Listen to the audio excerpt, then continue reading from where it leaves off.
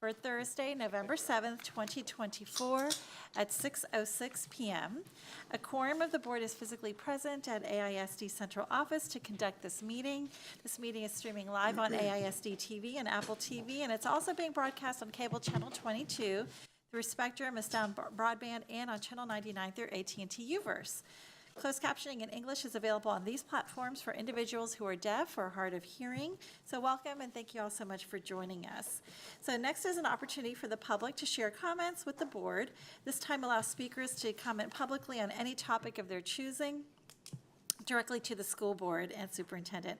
We have time for up to 60 speakers. As a reminder, the district continues to provide time during the regular voting meetings of the board to hear from the public about agenda items for consideration and vote. This is an opportunity for the board to take part in listening to our community. While we wish we could respond or provide feedback, we are required to limit our questions to requests for clarification or follow up directly with the administration. Members of the public wishing to participate in the public comment portion of our meeting called a dedicated AISD phone line in advance of the meeting to audio record their remarks. So tonight we have had, no callers who signed up to speak in person, but we had 6 who left a recorded message. So we will now play the recorded messages for public comment, so please listen carefully. Hi, my name is Kelly Cruz, and I am a parent in AISD. I'm calling to express my support and continued funding for librarians in this area in Austin, at Lake AR and the surrounding areas. Librarians are essential for so many reasons. They are crucial to reversing low reading assessment scores across the county, and they're an essential part of our public education system with a proven impact of learning. While underserved students see bigger gains from robust library services, they are much less likely to have access to these resources. So I am calling to just encourage you to keep funding the Austin public libraries in our schools. Thank you for your support, and I appreciate it. Hello, my name is Lindsay Stewart, and I am a parent of an Austin ISD student. I am calling today to express my support for continued funding for librarians, just like surrounding districts in the Austin area. Librarians are essential to spark a love of learning and encourage reading. They are crucial to reversing low reading assessment scores across the country, and particularly those in the district. Librarians are an essential part of our public education system with a proven impact on learning. Thank you for recognizing that funding librarians are essential to our children's success. Hi, my name is Lauren Signer, and I'm a parent of an AISD student, 2 AISD students, and I'm expressing my wholehearted belief, support, and need for AISD libraries. We have been directly impacted. Only good things. My children love the library. It fosters learning. It continues curiosity. It helps them become smarter, more independent people. Our librarian's fantastic, and she goes above and beyond, and it's a safe space for my children, and we need to keep libraries in schools 100%. Thank you. Hi, my name is Taylor Magenheim. I am a property owner in AISD and parent of 2 children.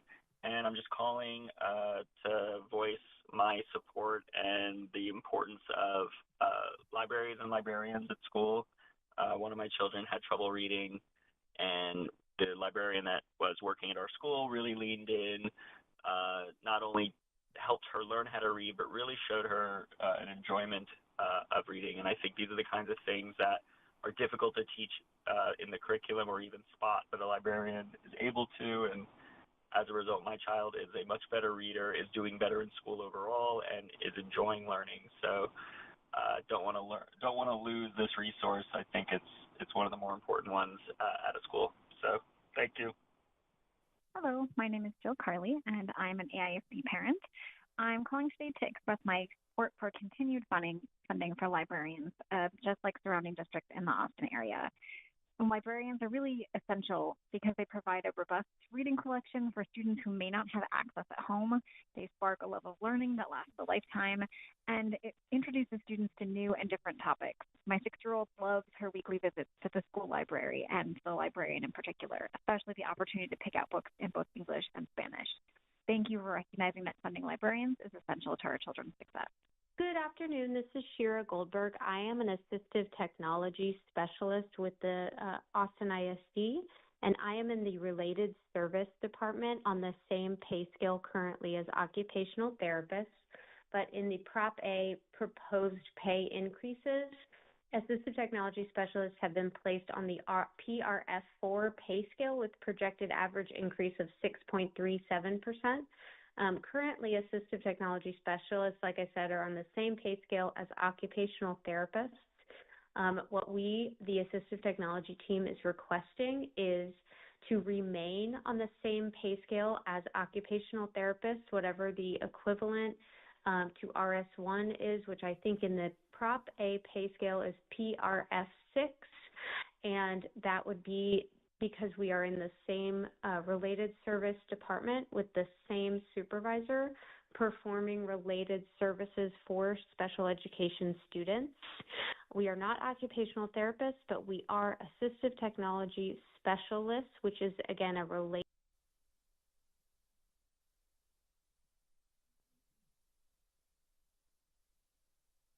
Okay. So this concludes public comment. Trustees, are there any questions or clarifications? Nope. Okay, thank you.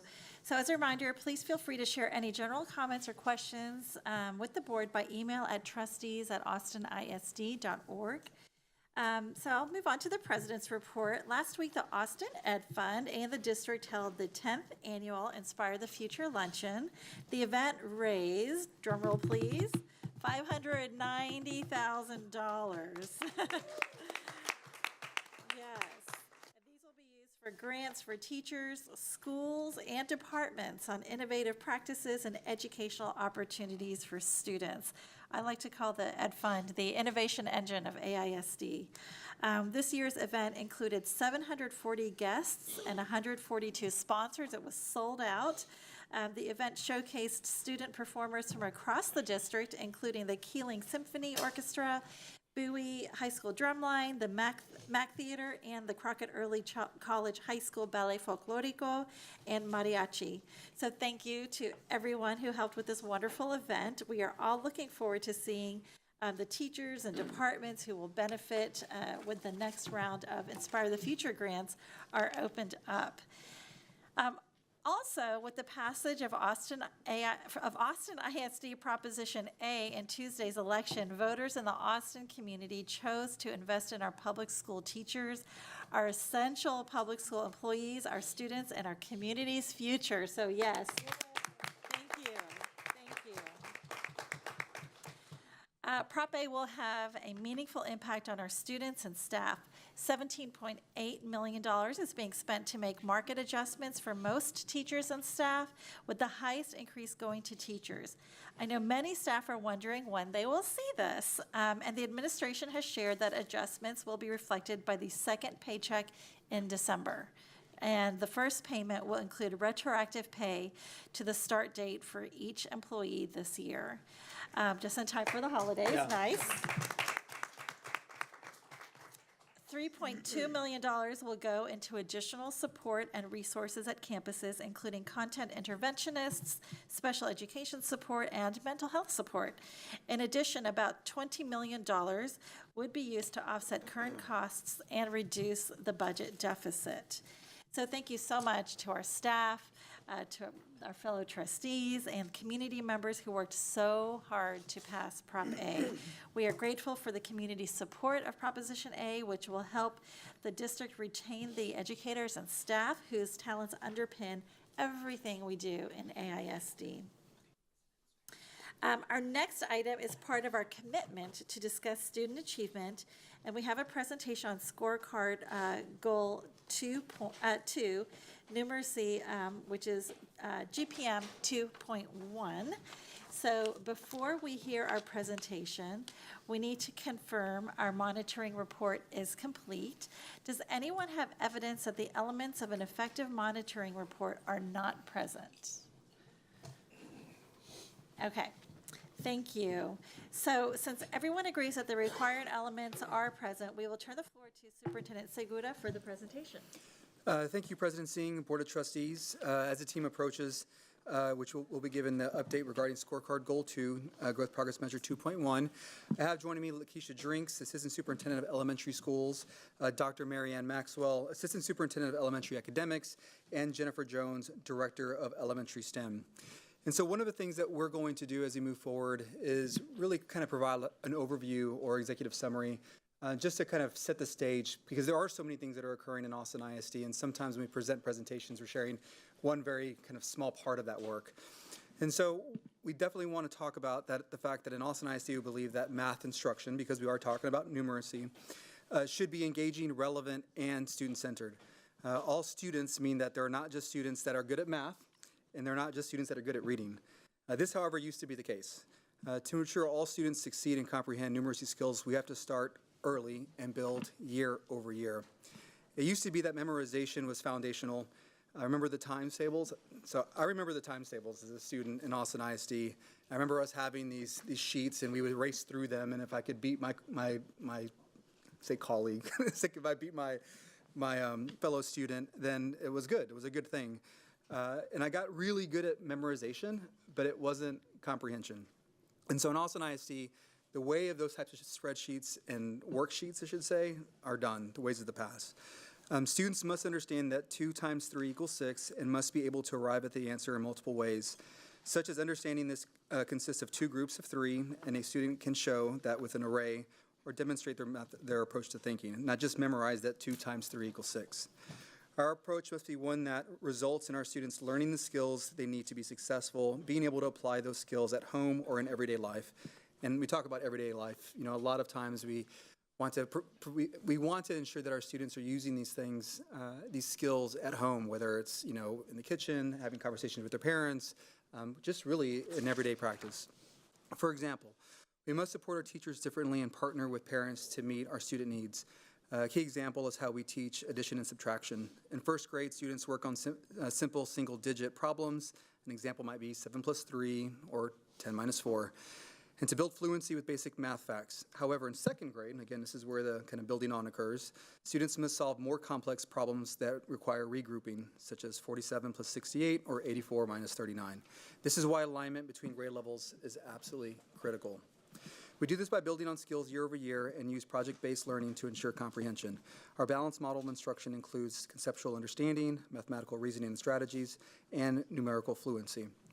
And so in this Goal Progress Measure 2.1, numeracy intervention data shows, which is what we are tracking in this scorecard, show that there is much work to do in Austin ISD, but we are seeing decreasing trends for most student groups, which is good. Remember, in this scorecard, decreasing is good. That's the one thing that is different than the last scorecard that we had.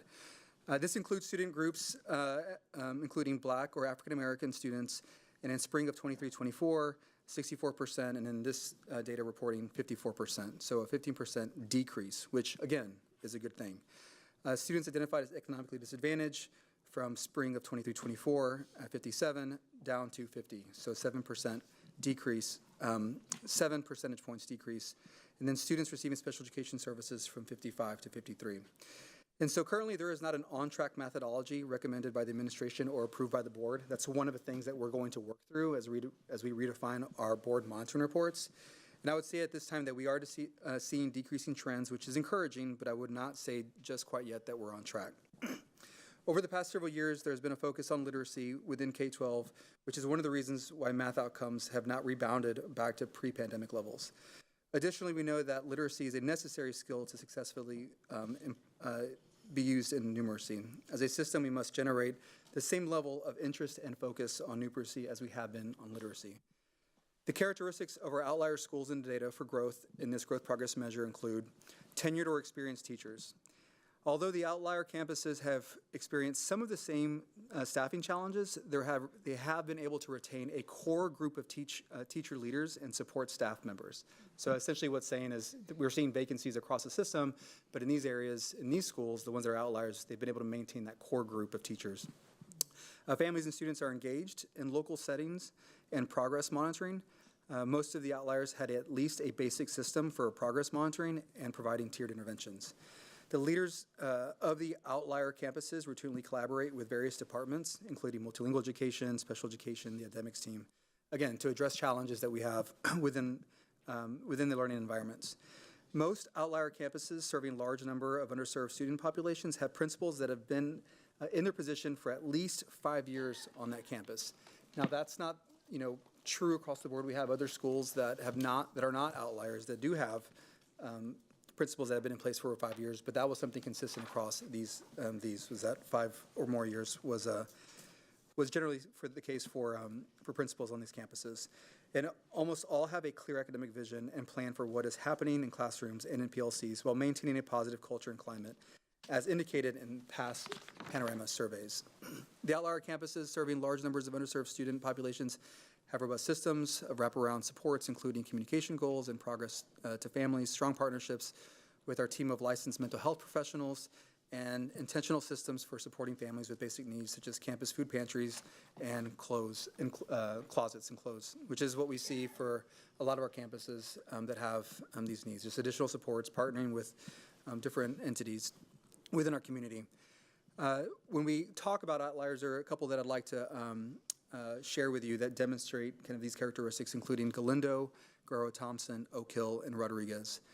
And so we are refining our initiatives to instill a love for math in our youngest mathematicians, and we are focused on creating engaging math environments, encouraging student discourse and exploration of mathematical concepts, and expanding ways that students can show their thinking with math solutions.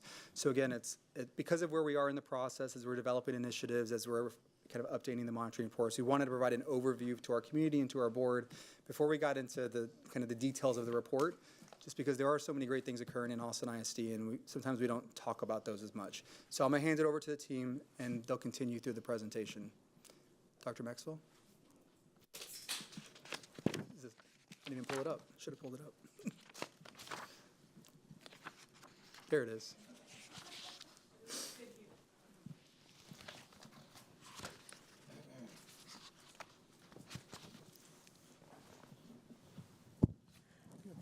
I think these first slides actually were covered mostly by Mr. Segura, but good evening, Board of Trustees and Mr. Segura. We're happy to be here tonight to talk about New Mercy in Austin and some of the early results that we have this year compared to kind of where we were the previous years. And so this goal tonight is focused on, the board goal is on third grade New Mercy, and then we're reporting on the GPM 2.1, where ultimately we're looking for a decrease of from 37% in June of 2024 to 29% in 5 years from now by June of 2029. And then again, we're looking at the achievement percentiles of our second graders. So first, we just wanted to start again with these overarching objectives that we have in math. They're similar, and you'll see quite a few similarities with this presentation as the previous one in literacy last month. And so overall, really looking at building foundational knowledge, increasing understanding and competency of our school leaders, and then investing time and support with our teachers with actual classroom implementation. A little bit of a difference with the literacy. The literacy actually talks more about building upon a foundation in literacy that already exists and recognizing that math is in a little bit of a different place. We haven't had nearly as much professional learning as in math as we have in literacy the last few years.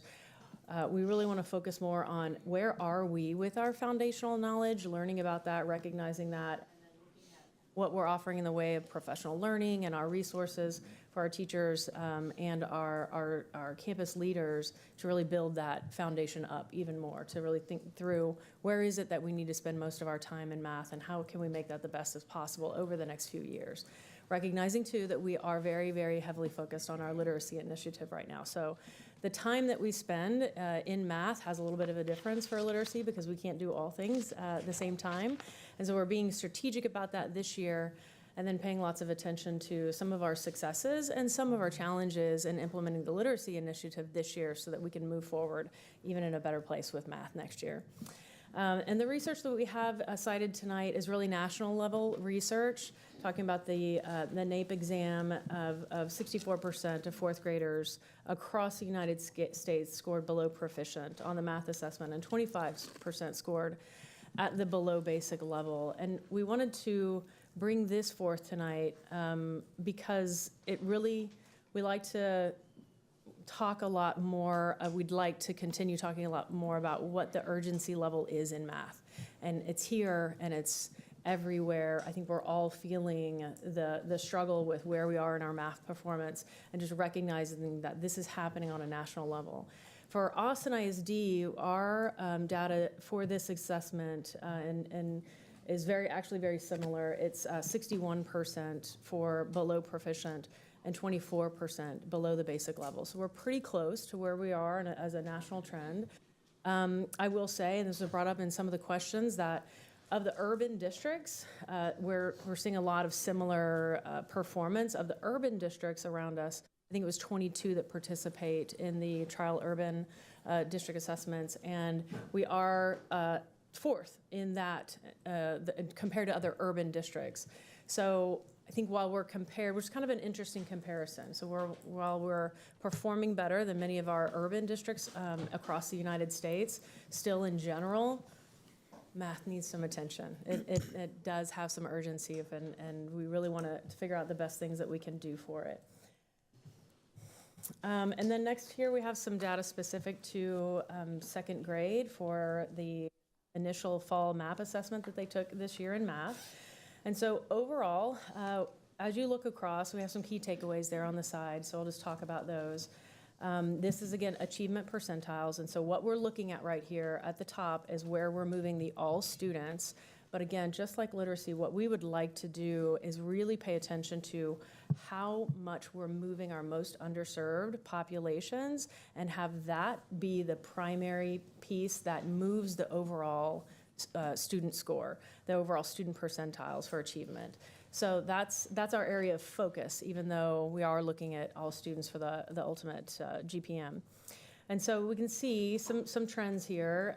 So what we're seeing here, like all students, and for spring, so comparing the spring year over year from 22 and then 23 and then 2024, we had 38% of our students were scoring below the 30th percentile in math. And so what that indicates to us is that these students per this assessment, and of course, again, we use multiple points of data to make the final decision, but these students could qualify for interventions. So they're a little bit below where they should be for their grade level that they're being compared to.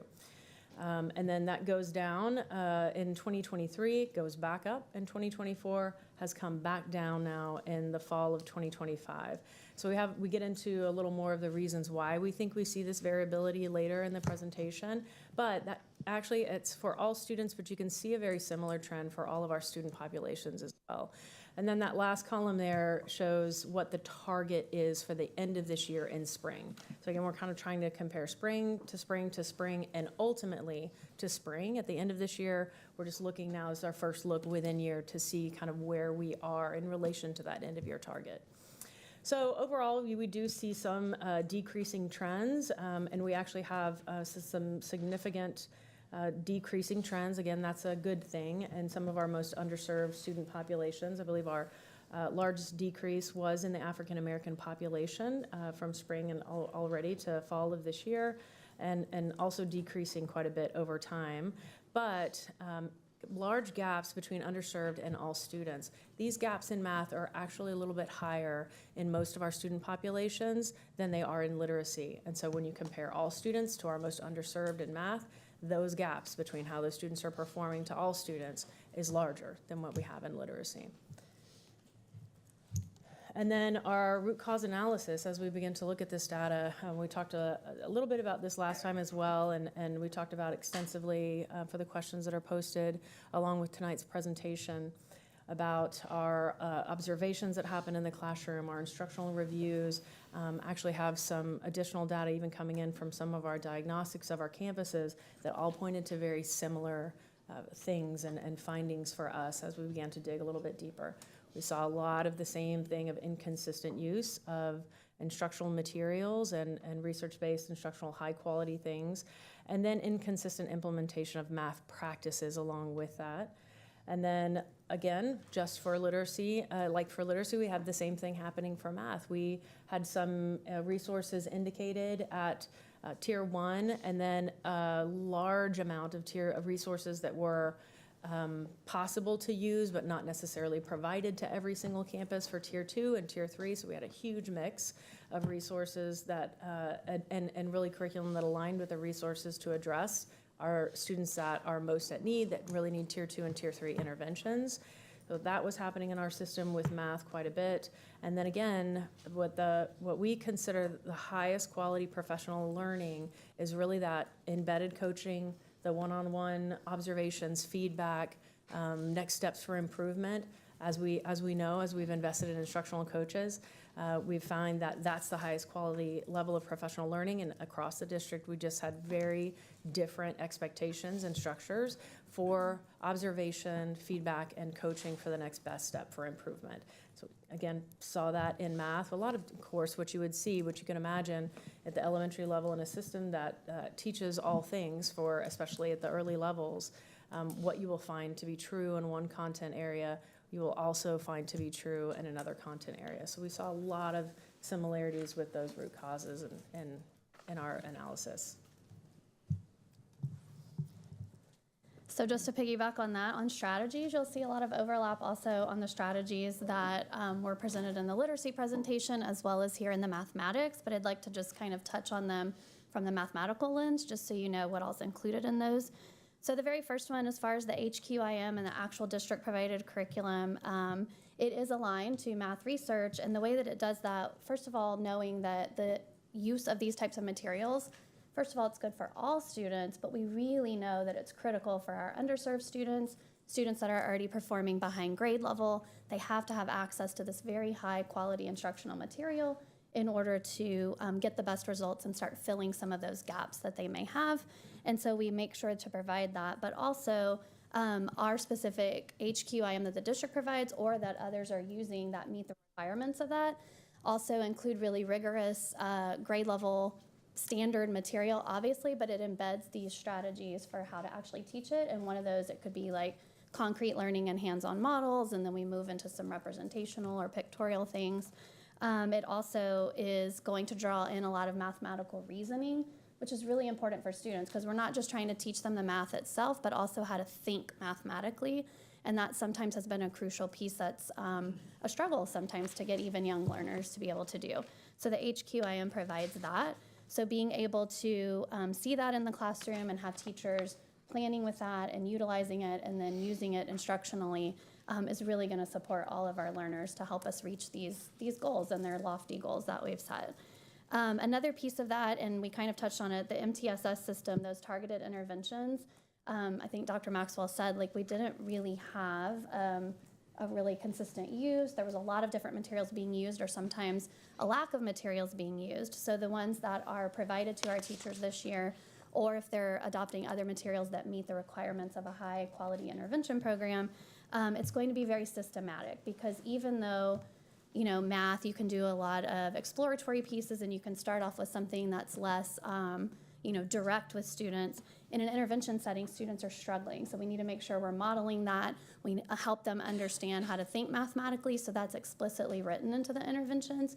And then the interventions that we provide also use the CRA kind of learning strategy progression, which moves them from a concrete understanding, so a lot of hands-on, very physical, concrete understanding. We connect that to representations of what that looks like, so more picture-based or being able to create representations, and then eventually move into the abstract, which is the way most of us were taught, which is very algorithm-based and very, mathematical, being able to follow a set of procedures.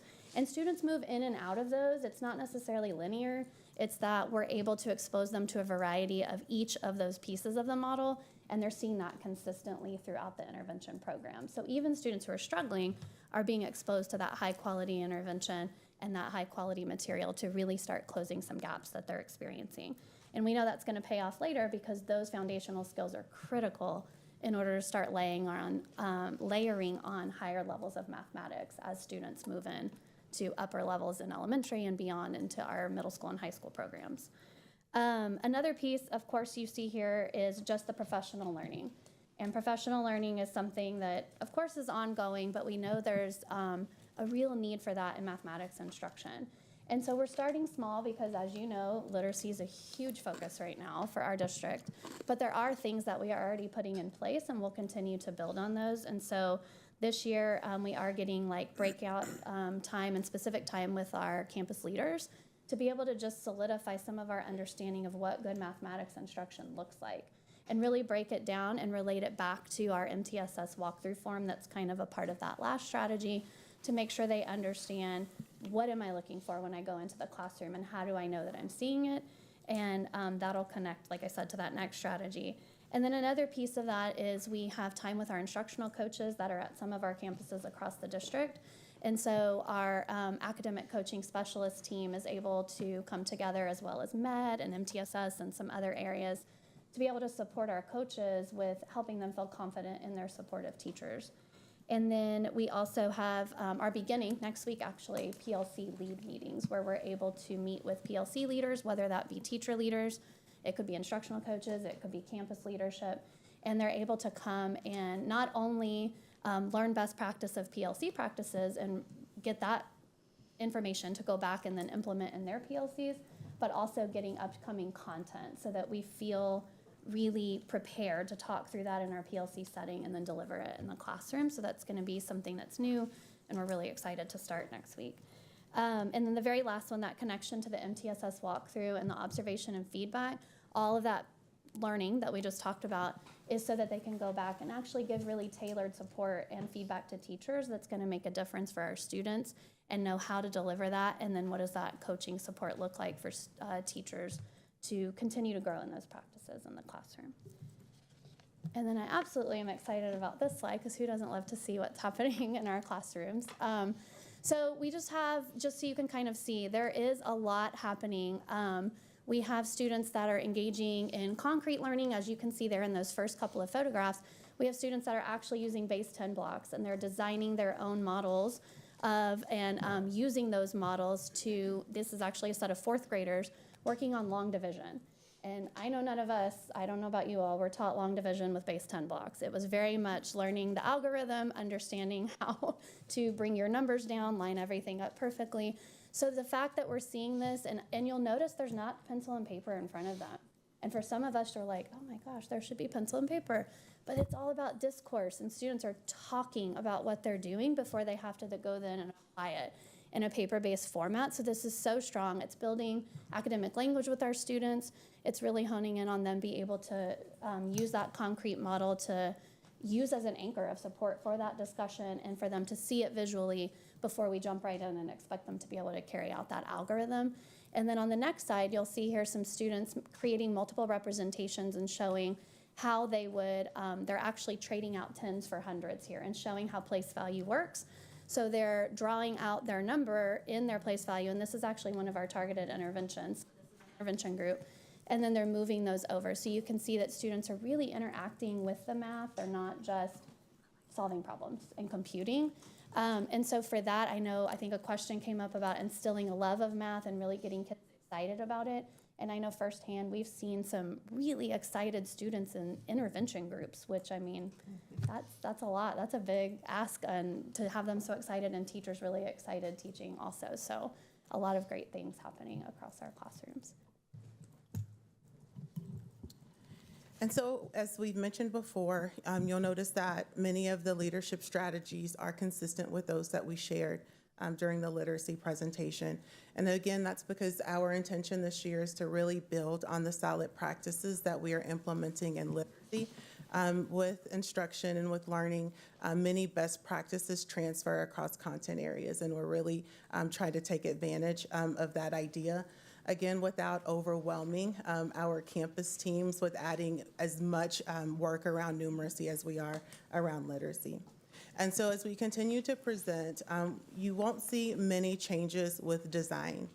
Because right now at this point, we're really focused on monitoring, receiving feedback from our campuses, and then refining. And so it's more of a cycle of monitor, collect feedback, refine.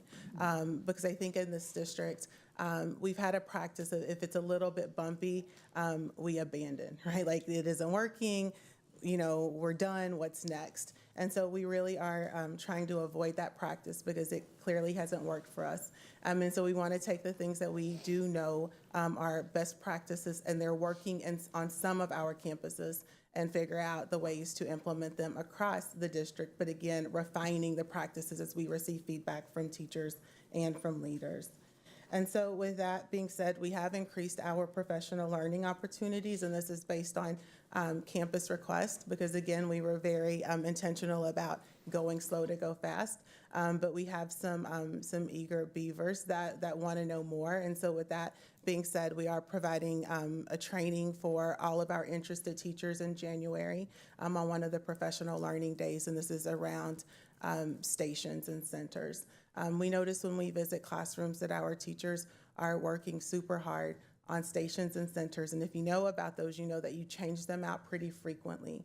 And so it's really not something that we want our teachers to invest hours and hours in one station that they're going to have to change out in a couple of weeks. And so our academics team has built in some lessons and activities into the lesson plans so that they're right there for them and they're differentiated for the students that need a little additional support and for those that have already mastered the skill, what can they do as an extension? And so we want to provide them with a learning opportunity to help them to navigate those tools.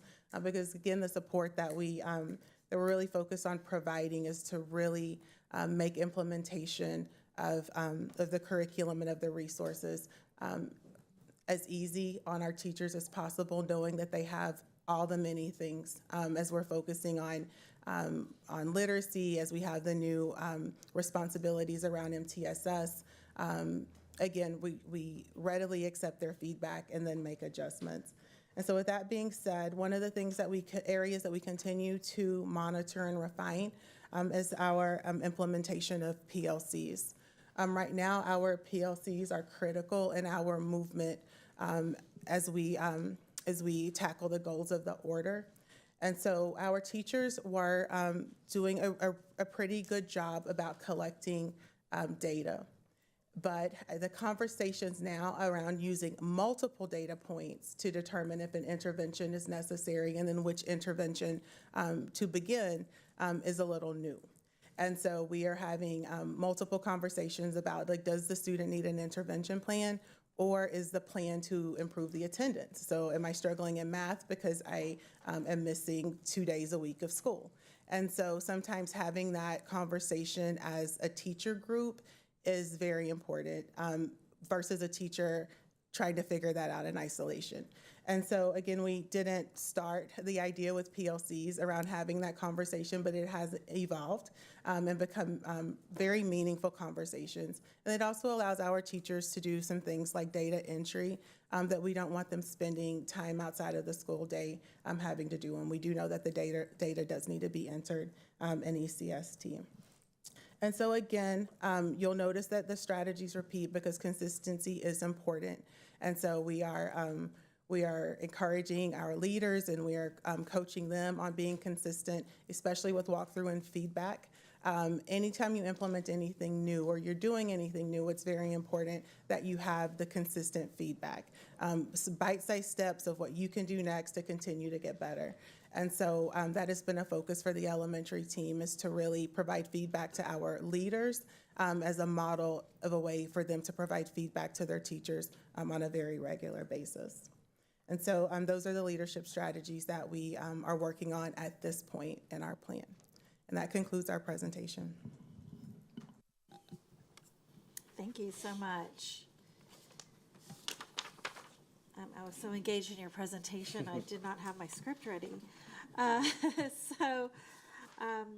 Thank you so much. I wanted to see if trustees had any questions. And I just, as a gentle reminder, to please, think about the questions and in terms of our LSG guidance that we have, and everybody has in their little, all the trustees have a little folder that has a nice layout of the different progress monitoring questions that are sort of approved and encouraged by Lone Star Governance. So thank you. And who has questions? Trustee Gonzalez? Hi, yes, thank you. Thank you, Ms. Drakes and Dr. Maxwell, for talking about some of the differences between what we're looking at for numeracy and literacy in terms of, well, and the similarities, in terms of the strategy, in terms of the similarities in performance, the difference in achievement between underserved and non. Could you talk a little bit more when it comes to root causes? What are some of the elements that you find that are unique to the performance that we're seeing in numeracy that are different from what we talked about last time in literacy?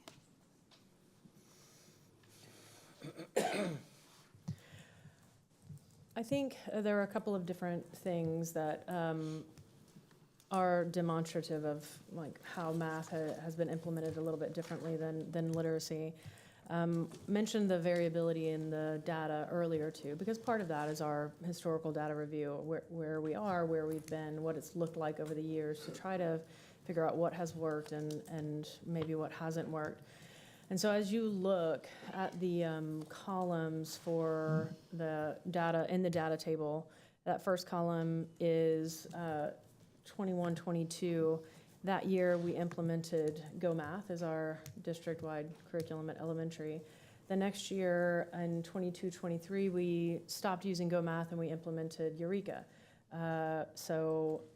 And you can imagine every time you implement a new curriculum, it would take an extensive amount of professional learning and time to get good at it. So we changed it to Eureka that year, and then that was not, from my understanding, that wasn't well received in the district or wasn't helpful. It didn't meet the needs at the time, and so changed again in the year 23-24 to STEM Scopes Math. So that was the third change in curriculum in as many years. And so when we talk about HQIM for literacy versus math, there's significantly more change in the system over the years, which even more so, I think, it's evident when you're observing instruction. Because at that point, and quite rightfully so, teachers had said, I'm just going to use what I think has worked the best for me over the years. And not to say good things weren't still happening with that, but the inconsistency and the lack of ability to really use one resource, have common conversations, build vertically year after year. You get better the second year than you did the first year, et cetera, is underlying in that data. So we see that kind of difference in instructional materials with numeracy than with literacy. This year is really the second year now for STEM Scopes Math. And I believe it was rolled out a little bit late last year and not with all of the resources at the same time. So access to the resource, but not necessarily the physical resources that came with it, on top of a curriculum that didn't match it at that time. So this year, same resource for the second year in a row. And so we'd like to look at that and see what that's doing in the system, as well as a set of curriculum documents that guides the usage of the resource. So that's the tool that helps teachers make sense of what is usually at a curriculum level, very comprehensive, layers of things in it, intensity, resources in it, and it can be a lot to take in and can be overwhelming. And so that's why our curriculum guides actually help teachers use that resource this year. So that, kind of is all part of what we've seen in the system, and then I'm talking a little bit to the strategy as well. And then just in instructional practices, more variability. I think there was, seemed in our rounds and as much observation as we had over the last year, seemed more, a little more consistency with understanding of literacy practices, and not the same level of consistency, and really I'm speaking across grade levels now. I know we're looking at second grade, and we look at that as a data point, but we really look at the whole system when we're making these decisions. because we're not doing this just for second grade, right? We're looking at that data point, but we're making it for the moves for the entire system. Just like lack of consistency across classrooms, and then vertically, we saw that even a little bit more. So those are really the differences, I would say, underlying the root cause that may look the same on the front, but it just played itself out a little bit differently in literacy and numeracy. You have anything to add?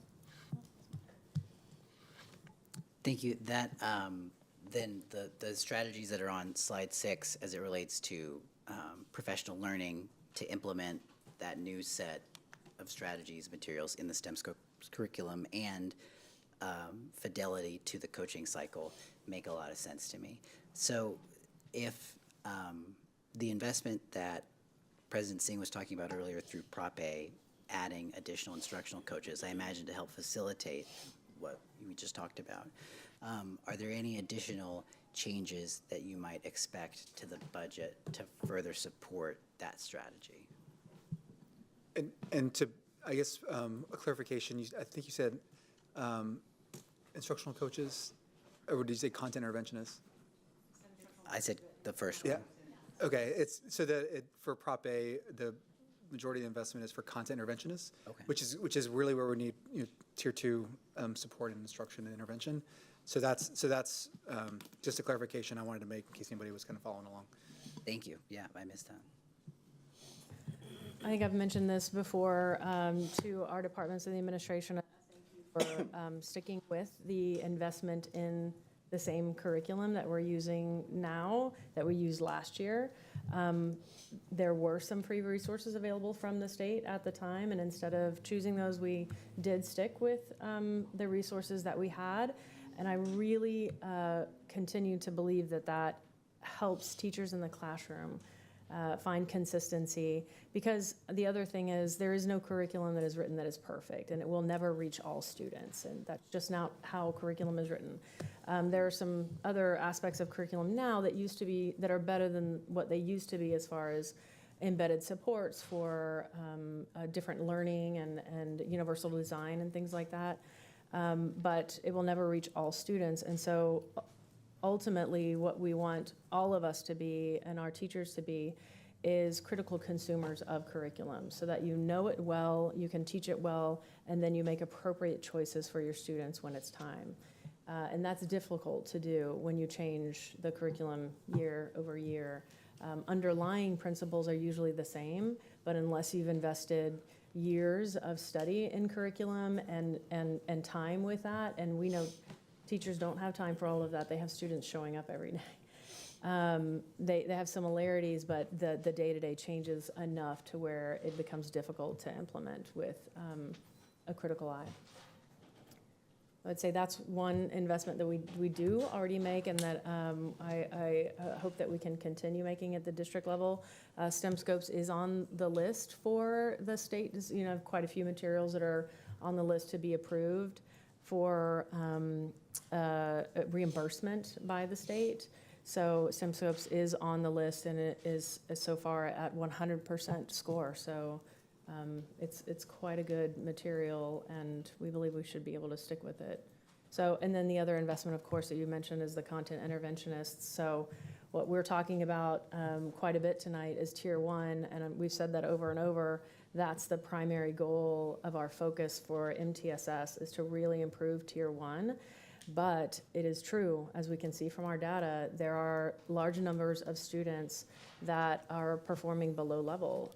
So what we have to do is really provide quality interventions for those students. And once you get to the Tier 3 level, it is very difficult for a classroom teacher to implement that consistently because of the time it takes at Tier 3. It's usually longer in intensity, more frequent in duration, and so content interventionists come to play a lot there. Thank you. Thank you. Trustee Kaufman? My questions have been asked and answered. Thank you. Thank you. Trustee Hunter?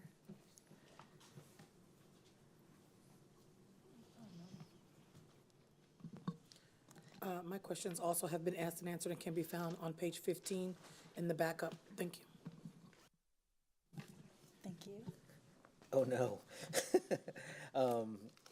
the same response. There was some really good sort of backup materials in terms of what was asked and the answers provided, and so I'm good for right now.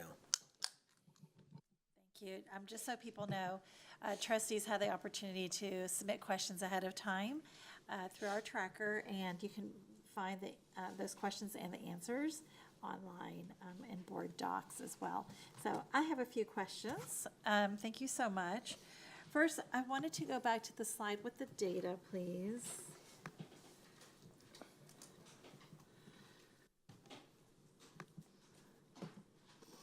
Go to slide 5.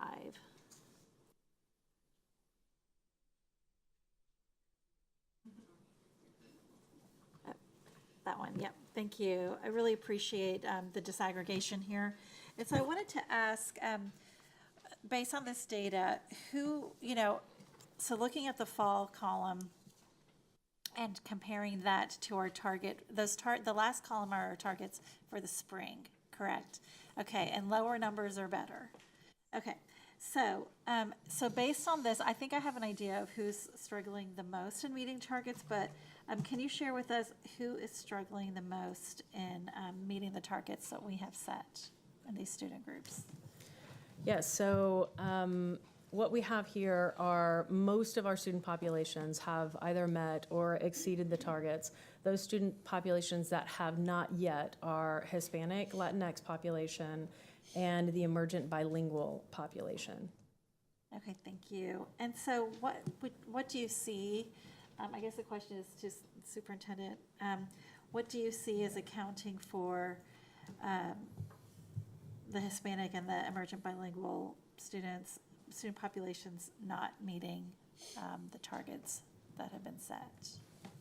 Yeah, well, I'll go and then I'll hand it over to Dr. Maxwell. Well, I think one of the things is, and I think it's indicative of how the fact that the overall percent hasn't decreased significantly, and it's a large student group, which means there's lots of students in lots of schools. And so, we talked about consistency and we talked about implementing with fidelity over time, and we're just not quite at a point yet where we're starting to see that move in the way that we would expect. I think that by the time we get to the end of the year, we will be there, but it's really a function, and as we talked about, just scale. It's a large student population. We're focusing in. But because of the number of schools, the number of students, there's variability with how we, just really the support that's been provided. So I don't know, Dr. Maxwell, anything you want to add? I'll take it. And some of the students are counted in both groups, right? And so you'll see both of those groups move in a very similar manner. One thing that we are supporting our teachers with is really using cross-linguistic connections in math, and then also manipulatives for our emergent bilingual students that are working in English. And so that it's super important that they're able to see a visual of what's being explained to them.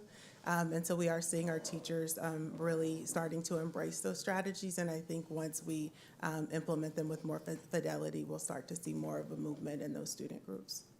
Okay, I appreciate that. And then how do we address the maybe uneven implementation of instructional practices?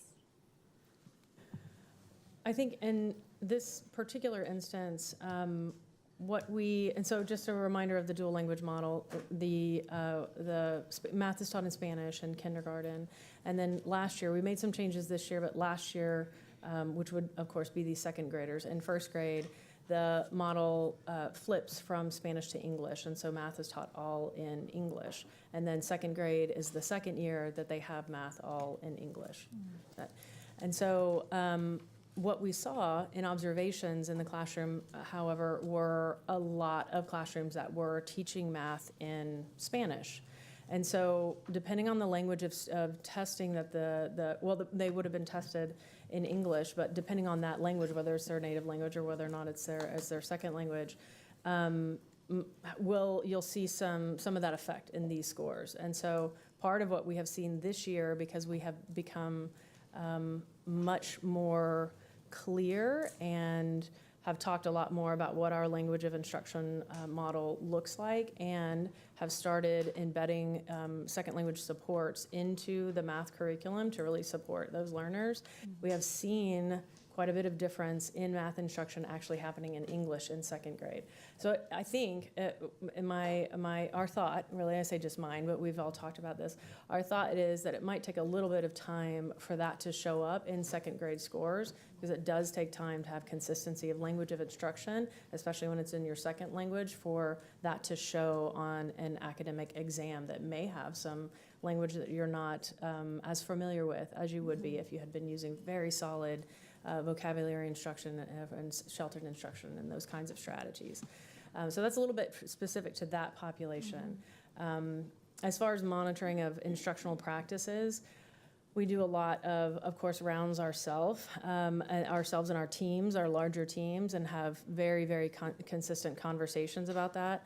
But also are having a lot of conversations with principals, assistant principals, instructional coaches, while we're working with them much more closely and heavily this year as far as professional learning and all of our resources. We also provide time to ask what they're seeing in the classrooms as well. And so a lot of that happens just through follow-up, mutual conversations, calibrations of observations that we're doing to really see what's happening instructionally in the classrooms.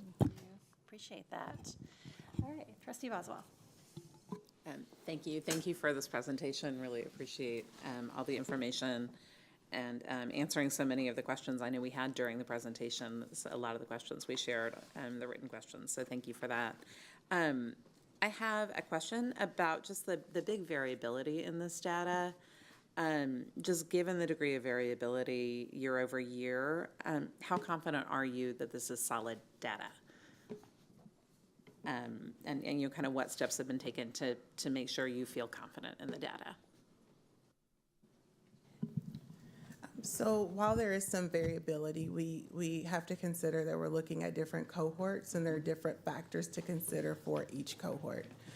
We have taken great efforts to make sure that the MAP growth assessment is administered with more fidelity across the district. Early on, that contributed to some of the variability. So if you have a first grade teacher that has, very structured administration of how they administer the assessment, and then students move to second grade and it's a little looser, sometimes you see that they don't meet growth that you would have expected.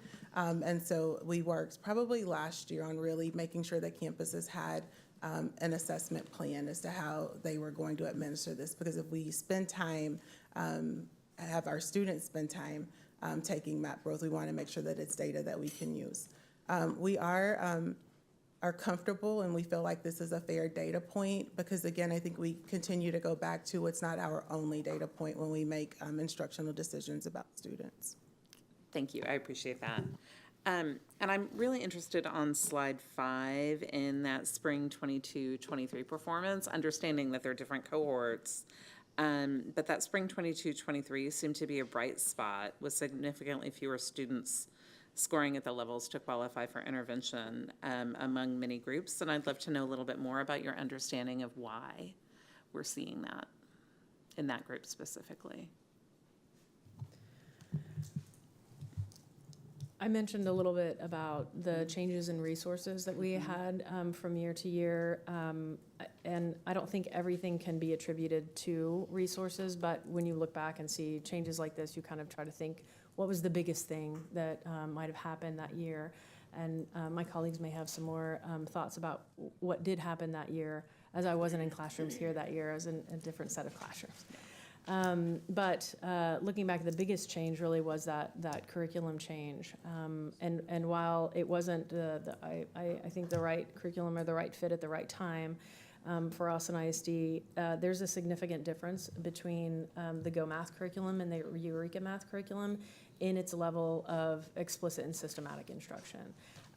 It is robust, I would say. Like, it has a lot to it. It's very, very comprehensive, and probably has more than you can do in a day, as a lot of curriculums do.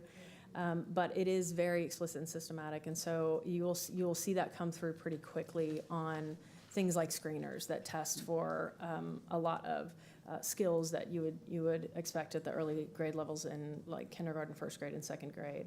And that could be a reason why the scores looked a little bit different that year. Again, the switch to STEM scopes the next year. STEM scopes curriculum is built a little bit differently. I feel like I'm getting a little in your lane now, and you could also explain this very well. It's built a little bit differently, though, in that it has sort of larger scopes that need to be kind of looked through and then put together for a more kind of comprehensive daily way to look at things, or for more of a consistent way to look at things through the day or through a week. And so if you just look at the resource itself, it doesn't quite do the same thing as Eureka Math, which is where our curriculum guides in math came in very, very, it came in to be very, very important. And you might want to add some to that.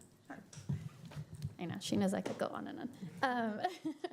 But with what Dr. Maxwell is saying, so moving from that, we kind of had this weird year last year of this resource that's really highly engaging and promoting, and it follows a 5E model. So I don't know if you're familiar with that, but the 5E model basically for STEM curriculum is really highly sought after because that's the way that the brain works, right? So it takes you through like engaging and getting students ready for the learning. So there's like a hook to it. There's something to draw students in that's a little more open-ended.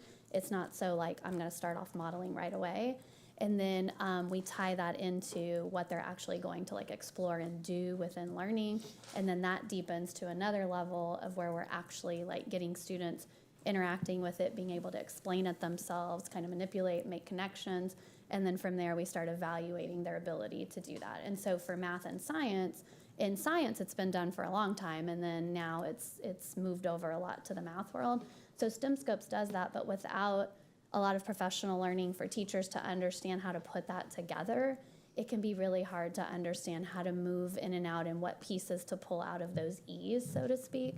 So that was what Dr. Maxwell alluded to, that we made a giant adjustment for this year, and actually my team is still writing as the year goes, to provide guides that actually make that a little bit more solid for teachers. So it doesn't feel so picking kind of and choosing.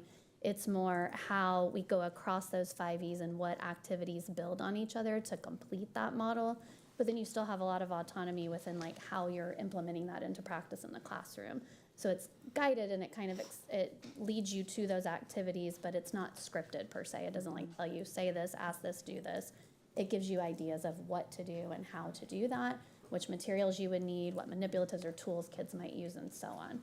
So I know my team and I are excited to see, because we've seen so much of it in the classrooms, like as we go, is it benefiting our students and our teachers? Like is our teacher practice changing and they're feeling more confident with good mathematical practices by implementing it? And then are we seeing a difference for our students? Sorry. Thank you, I appreciate that. Ms. Drinks, do you have anything to add? Okay, thank you. And then what's your understanding of that fall data that does show improvement in so many of our groups and some big improvement among some of our groups? I look at 10 points for African-American students improvement. I look at 7 for our students from families with economic disadvantage. And what's your understanding of that improvement in the resources and whether that may be what we're seeing? I think it's partially the resources, but I also think what gets your attention improves. And so we've been very intentional when we look at data with our campus leaders to look at those student groups. When we visit campuses, we ask directly, about those student groups. Even if it's a campus that only has a small representation, I still ask. And how does their performance look relative to the other students on your campus?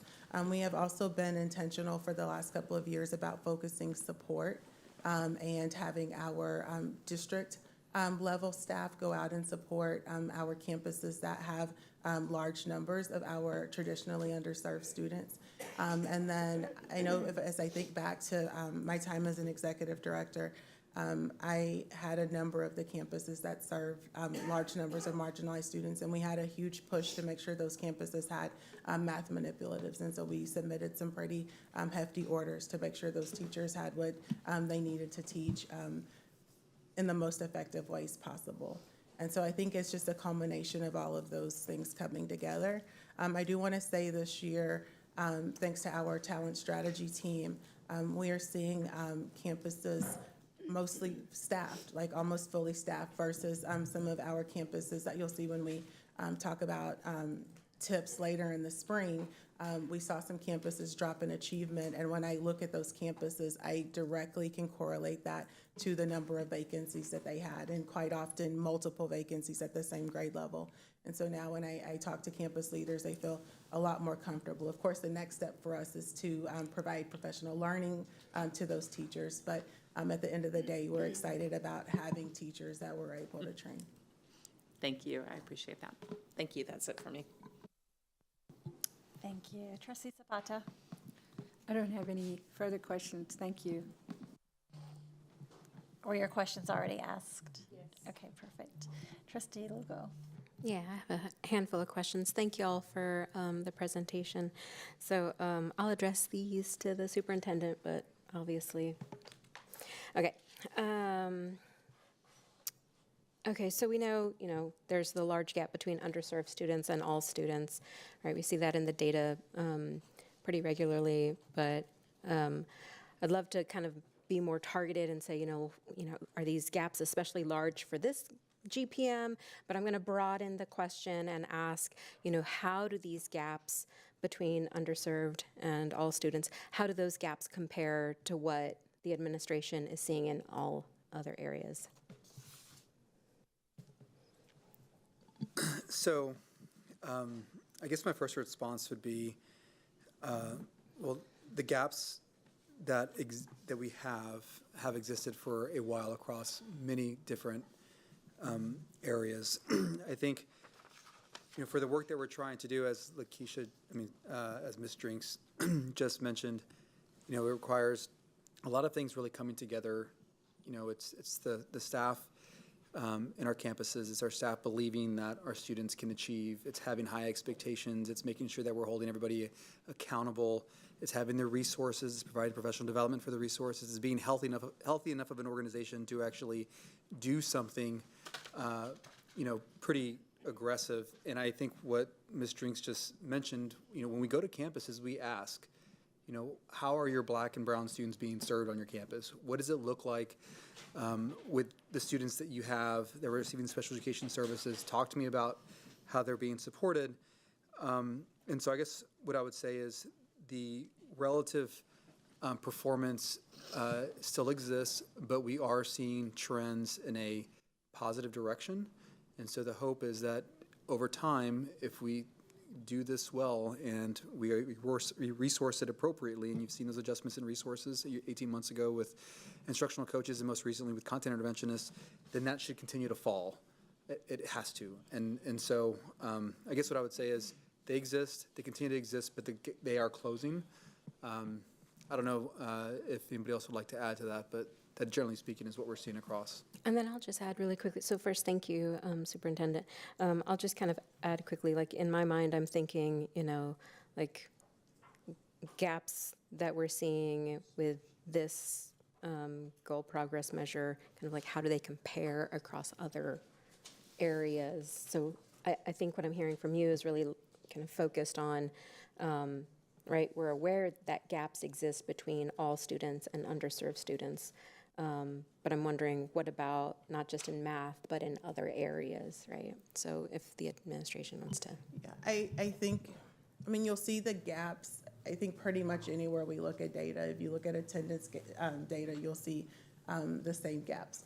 Because when a population or group is underserved for such a significant period of time, you're going to create gaps in every area of achievement.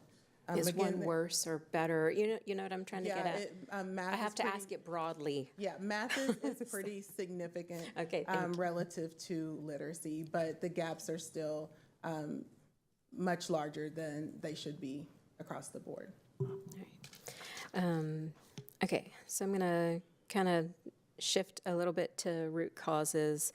And one thing I noticed, and this may be by design, but that's why I'm asking, right? Like I noticed the root cause analysis this go around for this presentation is similar to our October 10th presentation. I'd be interested in any comments that the administration may have regarding that, and then I have some follow-ups. I think to kind of go back to what Dr. Maxwell said, because of the grade levels that we're looking at and because of the systems that need to be implemented over time across the entire district, some of these are going to be root causes across numeracy and literacy, and that's just going to be the case, like MTSS, the support, professional development. And so I think Dr. Maxwell did a pretty good job of explaining or exploring that. And I also want to, reinforce and talk about, root causes and the things that we're trying to move. They're not going to shift all that much from month to month. The root causes, it's embedded in our bones. Like we're trying to really address it over time. And I think that, for many of them, they do translate across different focus areas, but some of them are different. I don't know, Ms. Drinks, if you'd like to add anything to that, but. No, I think that's on target.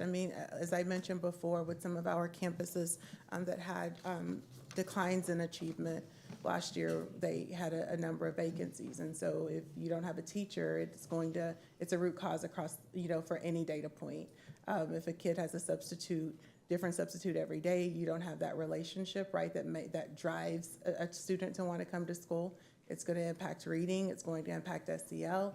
And so we are finding that, many of the root causes do pretty much apply across the board. There are a few nuances, like Dr. Maxwell explained, regarding our change in math curriculum and resources consistently over 3 years. So that's a little bit different from literacy. But for the most part, our root causes are pretty consistent. So I guess kind of along those lines, it's almost like, have you heard of the you have to ask 5 whys? Mm-hmm. 5 whys. The why. Yeah. Okay, so just channel me here, right? The 5 whys. So I'm seeing that commonality, right? We're hearing kind of like, well, right, here's why we're seeing the same root causes. So what's the understanding of like the deeper root cause of those issues, right? And I'll add, kind of what's the understanding of how prevalent those, deeper root causes are, and whether they're more common in certain areas, certain schools, right? Like what, draw us a picture. Just think of the 5 whys. Right. I know that's the 5 whys are a great way to explain that, because you do have to look at some of the surface things that you're seeing in your system and then go deeper. Okay, why are we seeing this? Okay, well, there's this or that. There's quite a bit of variation when you start that process. And then the further you look, and why these strategies you'll see are consistent at this point, are because once you take a look deeply enough in a system that has real gaps, real movement to make, these are the kinds of root causes that that have the most impact and address the system in the largest way. So these are the things that we saw most consistently, and that we knew when we're looking at our own materials and we're having discussions amongst ourselves and amongst campuses, that there was great repetition in all of these things across there. And so either having it or the lack of having it was pretty evident to us as we began to dig. So that's why they won't probably change for a while until we can get a little bit more stable with the larger pieces of what we have uncovered and really started to do some multiple year work on. I think at that point you can look back again and say, okay, now we're at a different place. We've closed the gaps in a way that we want to. Now what are the differences? There might be more differences very specific to literacy or numeracy or our behavioral outcomes and things like that are larger in the system. But at this point, we feel this was as deep as we could go and still have a meaningful, yes, if we apply this at the district level and work with everyone on this, it will have a meaningful impact on student outcomes. And I think the one thing I would add is the root cause of a lot of these, going back, I think or to go into the history of Austin ISD, has just been the lack of focused resources in these schools. that serve these students. Like that's like the biggest thing. It goes back decades. And so now, every one of these, even in application district-wide, where are we going to deploy our resources first? Where are we going to be overly concerned around staffing? Where are we going to make sure that professional development occurs, or that we're kind of thinking about the limited resources we have very, very strategically? And so, these root causes, I think sometimes they can be viewed as district-wide, and they are in many cases. But as you develop solutions around them, the implementation of those resources and those strategies have to be done in a way that kind of begin to try to offset the decades of disinvestment. And so, we even talk about, you go back to content interventionists. That's an investment we're making. We're organizing that in a way because we know, as Dr. Maxwell and Lakeisha just said, Ms. Drinks, that there are students who have been historically underserved that are going to need a disproportionate amount of intervention support. And there's no way that you get back to a healthy organization unless you have the investments, and that's directly correlated to those students groups in these schools. So I guess at the end of it all, it's that we haven't invested the way that we should have for decades in these schools. I don't know if that's makes it clear, but now it's the opposite of it. That's what I was about to say, is like maybe really focusing on where we are now, Yeah. where we're trying to head and how we're getting there, right? But I hear what you're saying. I'm just in one of those moods where I'm like, no, man, we got to focus on where we are now, where do we want to be, right? We can't look back. But kind of along those lines, right? I'm kind of hearing, and this is coming from a non-educator, so I don't know what I'm talking about. But but kind of hearing the conversation, I'm kind of picking up on, the use of research-based math practices. I'd love to hear anything else the administration would love to share on how those research-based math practices are being increased, right? The increased use of those. And I know it's not explicitly in the report, but, just as somebody who has kiddos and is going to be on that side in a little while, would love to hear anything the administration has to say with respect to how is some of this information getting to families, right? And maybe some of it is, and maybe some of it isn't. So would just love to hear the administration's comments on that.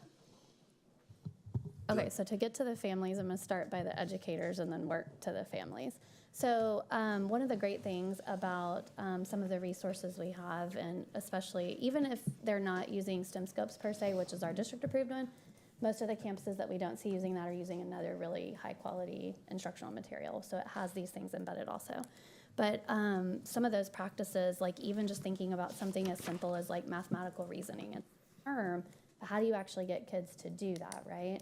Well, the teacher has to facilitate conversations that are asking students to dig deeper and explain their thinking about math and actually have opportunities for that. So that's a tiny example, but something like that we've strategically embedded in the use of the curriculum resources and how to do that every day.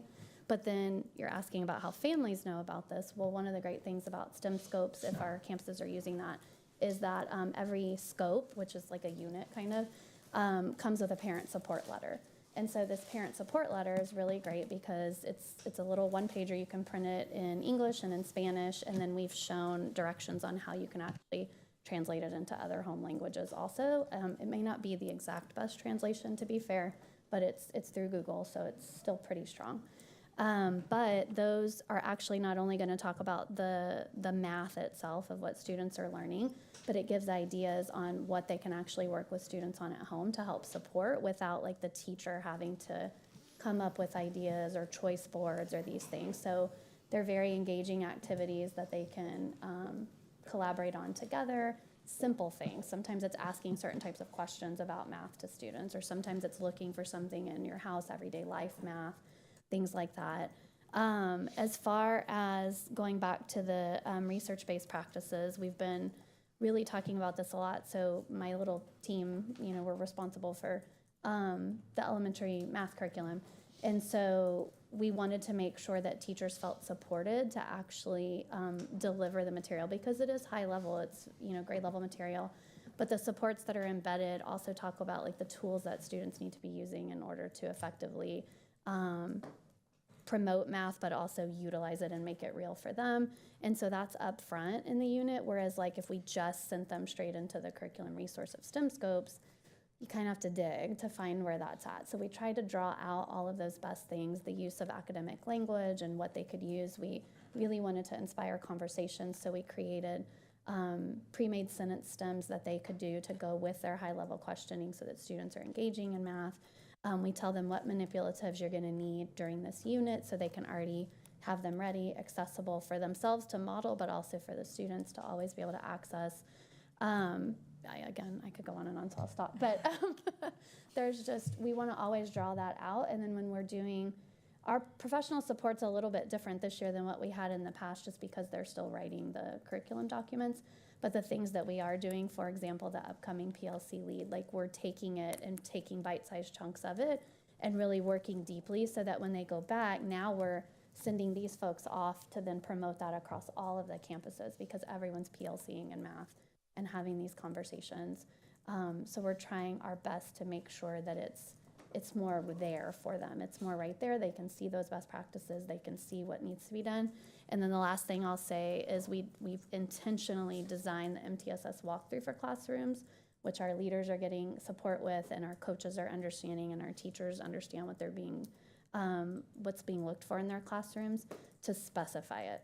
So that it doesn't just say, if I go in Dr. Maxwell's room during math, you know, I want to see kids engaged and I want to see this. No, it's like, I want to see lesson alignment. I want to see the rigor. I want to see grade level materials. I want to see relevant math learning. I want to see engagement from students. I want to see cross-curricular connection, cross-linguistic connections if it's a DL classroom.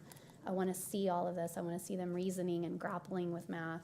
It's just so it's a little easier to comprehend, because math sometimes, again, we learned it differently than we're asking educators to really teach kids how to do it. So if we don't make those connections and really help them understand what they need to do or see, the only people who it stands to hurt are the kids, and we want to make sure that doesn't happen. So. Yeah, and I love, let me ask, are there any other? I was just going to say, just a friendly reminder to, and maybe this was an LSG compliant question, but, just friendly reminder. Thank you. I used the script. I did. Okay. So on that note, again, thank you for the comments shared freely by the administration. I appreciate that. Thank you. Trustee Whitley Chu. My questions have been asked by my colleagues and answered by the administration. Thank you. Thank you. Trustees, any more questions? Yes, Dr. I just have a quick follow-up to something that you had said earlier, Dr. Maxwell, about the assessment in the language of assessment. Could you clarify, just for understanding this data that you presented to us, what the language of assessment is for the data that's being presented to us? The language of assessment is in English. For all students? In math in second grade, yes. Thank you. Mm-hmm. All right. Thanks. Anyone else? Oh, yes. Trustee Zapata.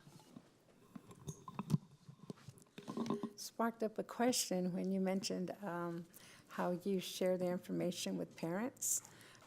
So how do you measure or count the parents? How do they receive the information, and how do you know that parents are using it?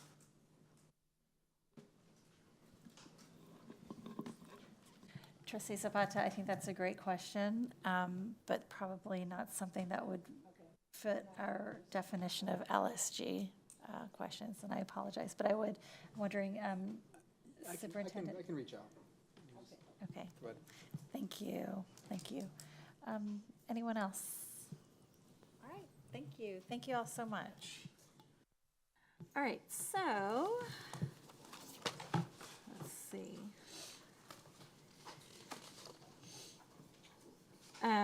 We thank you, trustees, and thank you to our staff for that presentation. So I wanted to, make sure I'm in the right spot. All right, trustees, if you have I think this was really interesting. We now have to vote on whether or not we will accept this monitoring report. As a point of clarity, we are voting to accept this report as a formal acknowledgement that we had a satisfactory conversation with the superintendent and have a deeper understanding about how the current reality for students lined up with our vision for them. So at this point, I will entertain a motion for the acceptance of this monitoring report. Secretary Boswell, do I have a motion to accept the monitoring report? Yes, I move to accept the monitoring report. Is there a second? I second. Having a motion by Secretary Boswell and a second by Trustee Zapata to accept the monitoring report. All those in favor, please raise your right hand. The motion passes unanimously. So thank you very much, trustees, for taking part in our shared commitment to students and student outcomes. And next up, we have a presentation on the Constraint Progress Measure 5.1, Social and Emotional Learning. So tonight's presentation on our constraints has actually been recorded and can be found in board docs under agenda item 4.2 for all watching at home. Our time during this meeting will be an opportunity for trustees to ask questions of our superintendent and staff. We have scheduled 15 minutes for this discussion, and the time does not count towards our student outcome and special education focus. So before we ask questions, do we need to confirm that our monitoring report is complete? And does anyone have evidence that the elements of an effective monitoring report are not present? Okay. So since everyone agrees that the required elements are present, we will turn the floor to Superintendent Segura. Thank you, President Singh. Trustees, I'd like to invite Stacia Paschal, Director of Social Emotional Learning and Cultural Proficiency Inclusiveness, to answer any questions that you may have. As a note to our community, it was previously recorded. And as we, again, move through the updating of monitoring reports, I think it's always going to be important that we provide some context. And so what I wanted to share with our community and to our board was that Austin ISD values creating and sustaining a culture of respect, employee well-being, and promoting educational equity. Respect, well-being, and educational equity are the foundational cornerstones of our promise to our families and staff when they choose to be part of Austin ISD. To create and sustain this culture, it requires a commitment to intentional practices that foster environments that are caring and just. The moment students and staff walk into our buildings, they should feel that sense of belonging and connectedness. And again, this is all tied back to our constraint, right? It's all about the scorecard. Our walls are a reflection of the community and the joy of learning. Students are greeted by their names, and someone shares a smile with them so they know they are trusted adults on campus. Many of us have had teachers that we remember because they made us feel seen and valued. And it's a promise that began in 2011 through our district-wide implementation of SEL, Social Emotional Learning. At this time, we started working with Dr. Bruce Perry to better understand what is needed to support these needs for students. And at that time, we began a series of professional developments, both with senior leaders, and then later on, several years later, I believe even the board engaged in some of the professional development. And as one of Castle's early cohorts of collaborating district initiative, we have a rich history of SEL implementation, beginning with Crockett Early College High School, it wasn't called Crockett Early College High School at that time, and Austin High vertical teams in the 2011 and 2012 school years. Our implementation practices have contributed to Castle's research, and our success has brought districts far and wide from Central Texas, Georgia, and New Mexico to learn about how we do school in Austin ISD. In 2021, Austin ISD continued to be a pioneer in SEL, and we combined our SEL and Cultural Proficiency and Inclusiveness Department. To understand social and emotional learning, we must first acknowledge that we as individuals have diverse backgrounds that shape our self-regulations, social interactions, and decision-making abilities. Cultural proficiency begins with self-reflection and awareness of our own identities, biases, and cultural lenses. This self-awareness enables us to build stronger relationships with others, value diverse perspectives, and foster a growth mindset. These social and emotional skills developed through this process are essential for creating inclusive and equitable environments. The SEL and CP&I department is now utilizing Castle's definition of transformative SEL to define Austin's implementation practices and mindsets. So here in Constraint 5.1, social and emotional learning allows us to inventory where campuses are in their implementation journey using the SEL and CP&I measuring tool. We focus our professional learning, transformative SEL integrated instruction, and cultural responsiveness as a three-pronged approach to creating and sustaining a culture of respect, employee well-being, and educational equity. Our students have been impacted by the recent rise of online threats, lockdowns, bullying, and other school-related stressors. In order for them to be prepared to learn, we have to tend to their psychological safety and increase their sense of belonging. And so by utilizing the measuring tool this year, and our tool as previously approved on June 20th, we will, we'll be implementing it's a benchmark year, and we aim to set targeted campus goals. And so for those of you following along at home, whenever we had a constraint or a goal where we didn't have previous data, we would actually start a benchmark year, and that's the year that we currently are in. And so this tool will help us identify specific barriers that campuses may face in implementing SEL and CP&I initiatives. And ultimately, measuring the implementation of transformative SEL is about ensuring that every student feels seen, heard, and valued. By tracking our progress, we can celebrate our successes, identify areas of growth, and ultimately create a more compassionate and equitable learning environment for all. And so, as I said, there's a lot of work, a lot of support in the development of the tool, and Stacia put together a great recording, which is available online. And so we'd like to answer any questions the board may have at this time. Thank you. Trustees, are there any questions that you all have? And as a reminder, if we have asked questions that are of a technical or tactical nature before tonight's meeting, those questions and their answers are posted on board docs. So just Google Austin ISD board docs and BOARDOCS, and you'll find it. BOARD and then DOCS. Yeah, 2 words. And our questions during the meeting will be of a strategic nature. So, questions? Yes. I have one clarification on tactical that came up from a constituent question after the materials were released publicly. Can I ask that? Sure. Hello, thanks for joining us. Is Character Strong available and provided to our teachers in Spanish?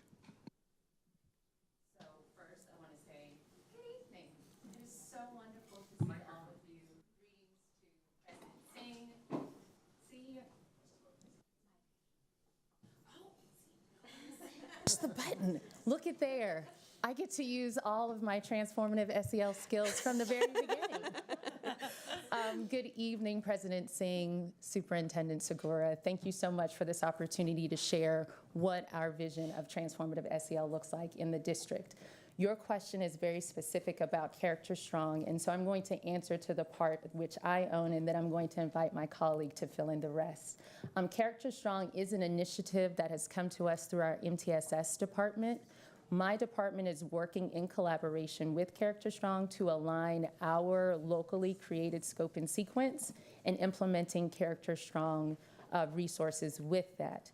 But to be able to answer that more specifically, I'm inviting my colleague for an opportunity for collaborative problem solving. Good evening again.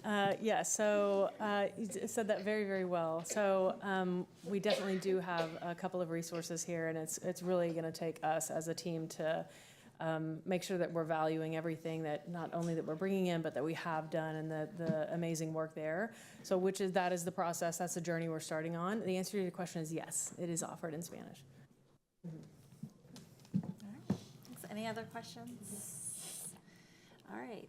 Thank you. Thank you all very much. Appreciate it so much. All right, so now we must vote on whether or not we will accept this monitoring report. As a point of clarity, we are voting to accept this report as a formal acknowledgement that we had a satisfactory conversation and have a deeper understanding about how the current reality lines up with our vision. So, Secretary Boswell, do we have a motion? Before I make a motion, I just want to direct I appreciate all the questions my colleagues asked and want to direct our community to the Q&A that's in our document. That's on board docs. So thank you. And yes, I move to accept this monitoring report. Great. And thank you for your presentation. Is there a second? Second. All right. Having a motion by Secretary Boswell and a second by Trustee Zapata to accept the monitoring report. All those in favor, please raise your right hand. The motion passes unanimously by all those on the dais. Thank you. All right. And now we will move to our next item. But before we dive into the TEA order strategic plan conversation. I did want to mention that as part of the agreed order with the Texas Education Agency, the agreement requires that the board shall, at the first board authorized public meeting each month, publicly report by reading into the record A, the percentage of time invested in student outcomes during the prior 3-month time period, and B, the total time spent in closed session during the prior month. So the August, September, and October 3-month average board meeting time spent on Lone Star governance, defined student outcomes, and special education monitoring was 77.63%. We have exceeded our target of 50%. For the last month, which is October, we were at 46.51%. The board spent 283 minutes in executive session in September, yes. Did we want to say September or October? October. Okay, 283 minutes in exec session in October. So, thank you. And thank you, board, for, working so hard to stay in compliance with those minutes and focus on student outcomes. So we will now move to our information, reports, and updates. Our first item is a review of our special education strategic plan, which is part of our agreed order and counts towards our discussion on student outcomes and special education minutes. So, Mr. Segura. Thank you, President Singh, Board of Trustees. Tonight we have Dr. Drew Robinette, Assistant Superintendent for Special Education, as well as Dr. Cherry Lee, Executive Director of Inclusion and Instructional Delivery. And so we will provide a quarterly update on the strategic plan for special education. This is a requirement in the TA agreed order. And as a reminder, this is our district's strategic plan for special education and not only a departmental plan.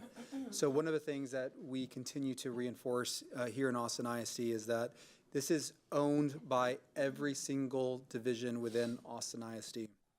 This illustrates our shared ownership and system collaboration in support of over 13,000 students receiving special education services in our district. Dr. Baker is not with us tonight. You see her many times, but she is not here with us because she serves on the executive board of the Texas Association of School Psychologists and is currently presenting at their annual conference.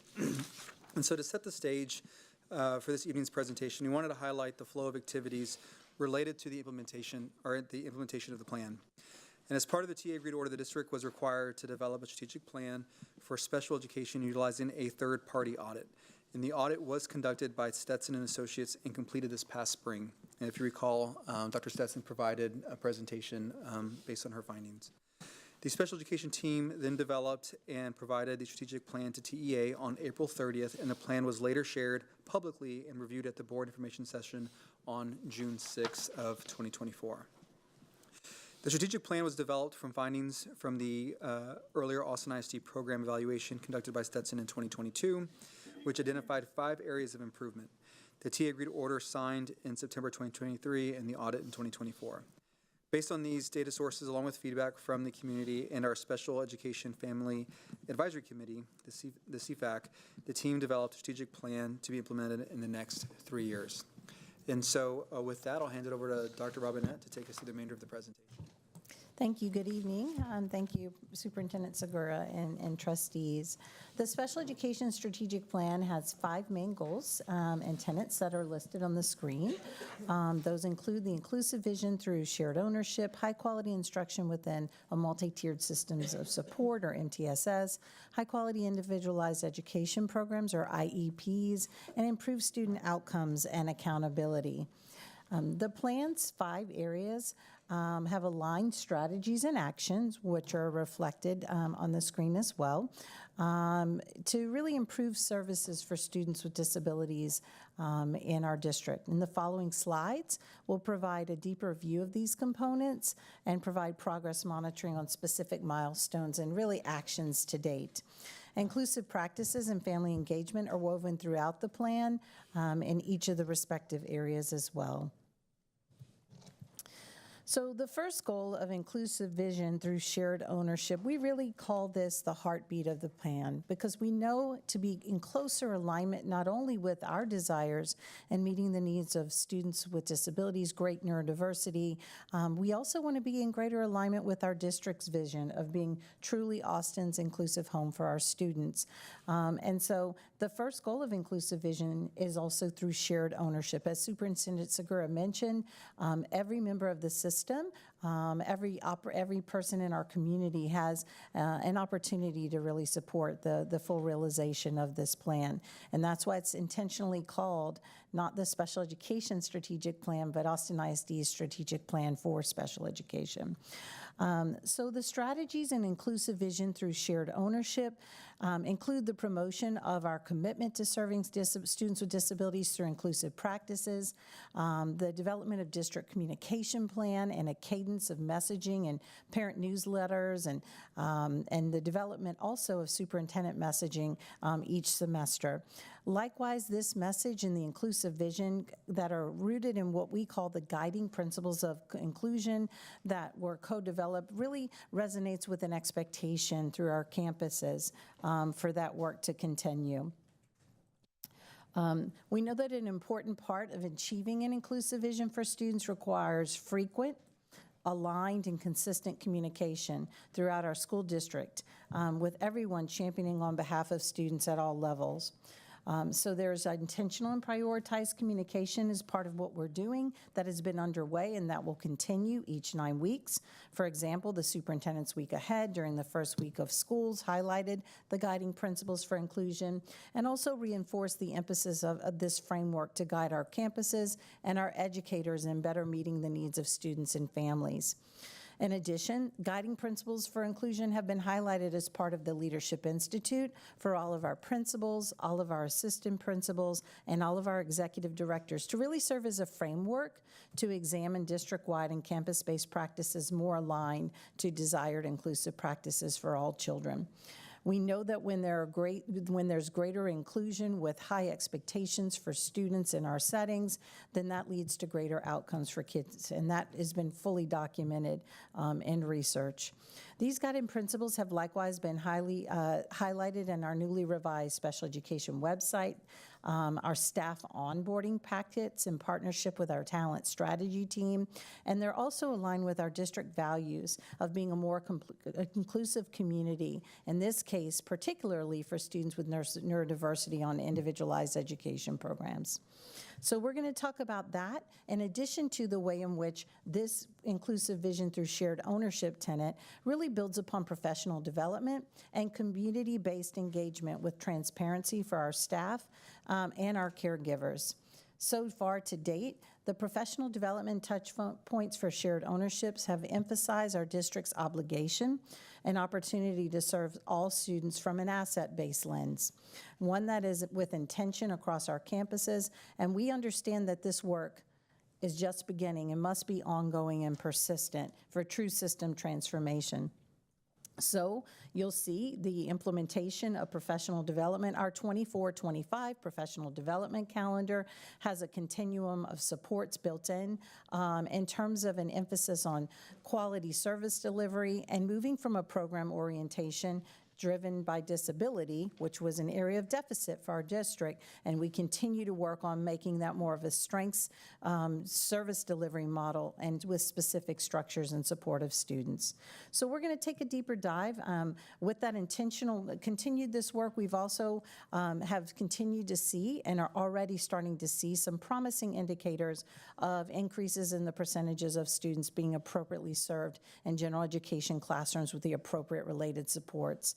That makes for a better school community, it makes for a better Austin ISD, and it certainly makes for a better Austin. So what's that look like? Just the inclusive messaging from our superintendent. Here are just a few examples of the described milestones to date noted in action. These are artifacts, these are evidence. So newsletters around that inclusive vision and messaging with shared ownership has come from our superintendent. Also those inclusive practices, as I mentioned, has been partnering with communications. We've been partnering with the Department of Communications and Community Engagement as well well to make sure that that is embedded throughout this year. We want to thank our superintendent for celebrating and awarding teaching assistants. These 4 were across Rosedale, Sunset Valley, and Harris with Golden Raves.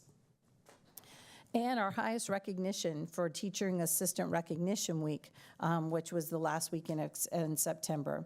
He also awarded dyslexia interventionist Jessica Gomez, a dedicated dyslexia interventionist at Palm Elementary School, a Golden Rave in October. These special awards and the publicizing of them really illustrate and elevate across Austin ISD's communication channels and social media that we acknowledge and celebrate not only special education providers, but the richness of the students that they serve and that we all serve as providers and supporters in our district and part of the AISD family. So expect more of these providers to be honored in the upcoming months, and especially in support of our students and inclusive practices. All right. In addition, I'd like to take a moment and acknowledge some upcoming special events related to Inclusive Schools Week, and we'll talk about that when we get to that next portion of the slide. Okay. We want to highlight the work of our amazing special educational instructional team for partnering, delivering informative and meaningful family learning opportunities through our Family Empower Hours. Again, this is about building capacity and shared ownership with an inclusive focus across our system. These examples that are written in the strategic plan really come to life when we have intentional planning and really engaged interactions with folks. So on the screen, you'll see some screenshots of our Family Empower Hours for this school year that are scheduled thus far. That's always an iterative process, as well as some of the transition efforts that have been underway, and our Special Education Family Advisory Council structure meetings, all of which are aligned to strategies and Goal 1. So there's a few highlights. In September, the Austin ISD transition team hosted transition services parent information session for high school parents, secondary parents overall, and the event drew about 50 participants on a Saturday, and that demonstrates to us a strong interest in post-secondary planning, coordinated support, and independent living skills.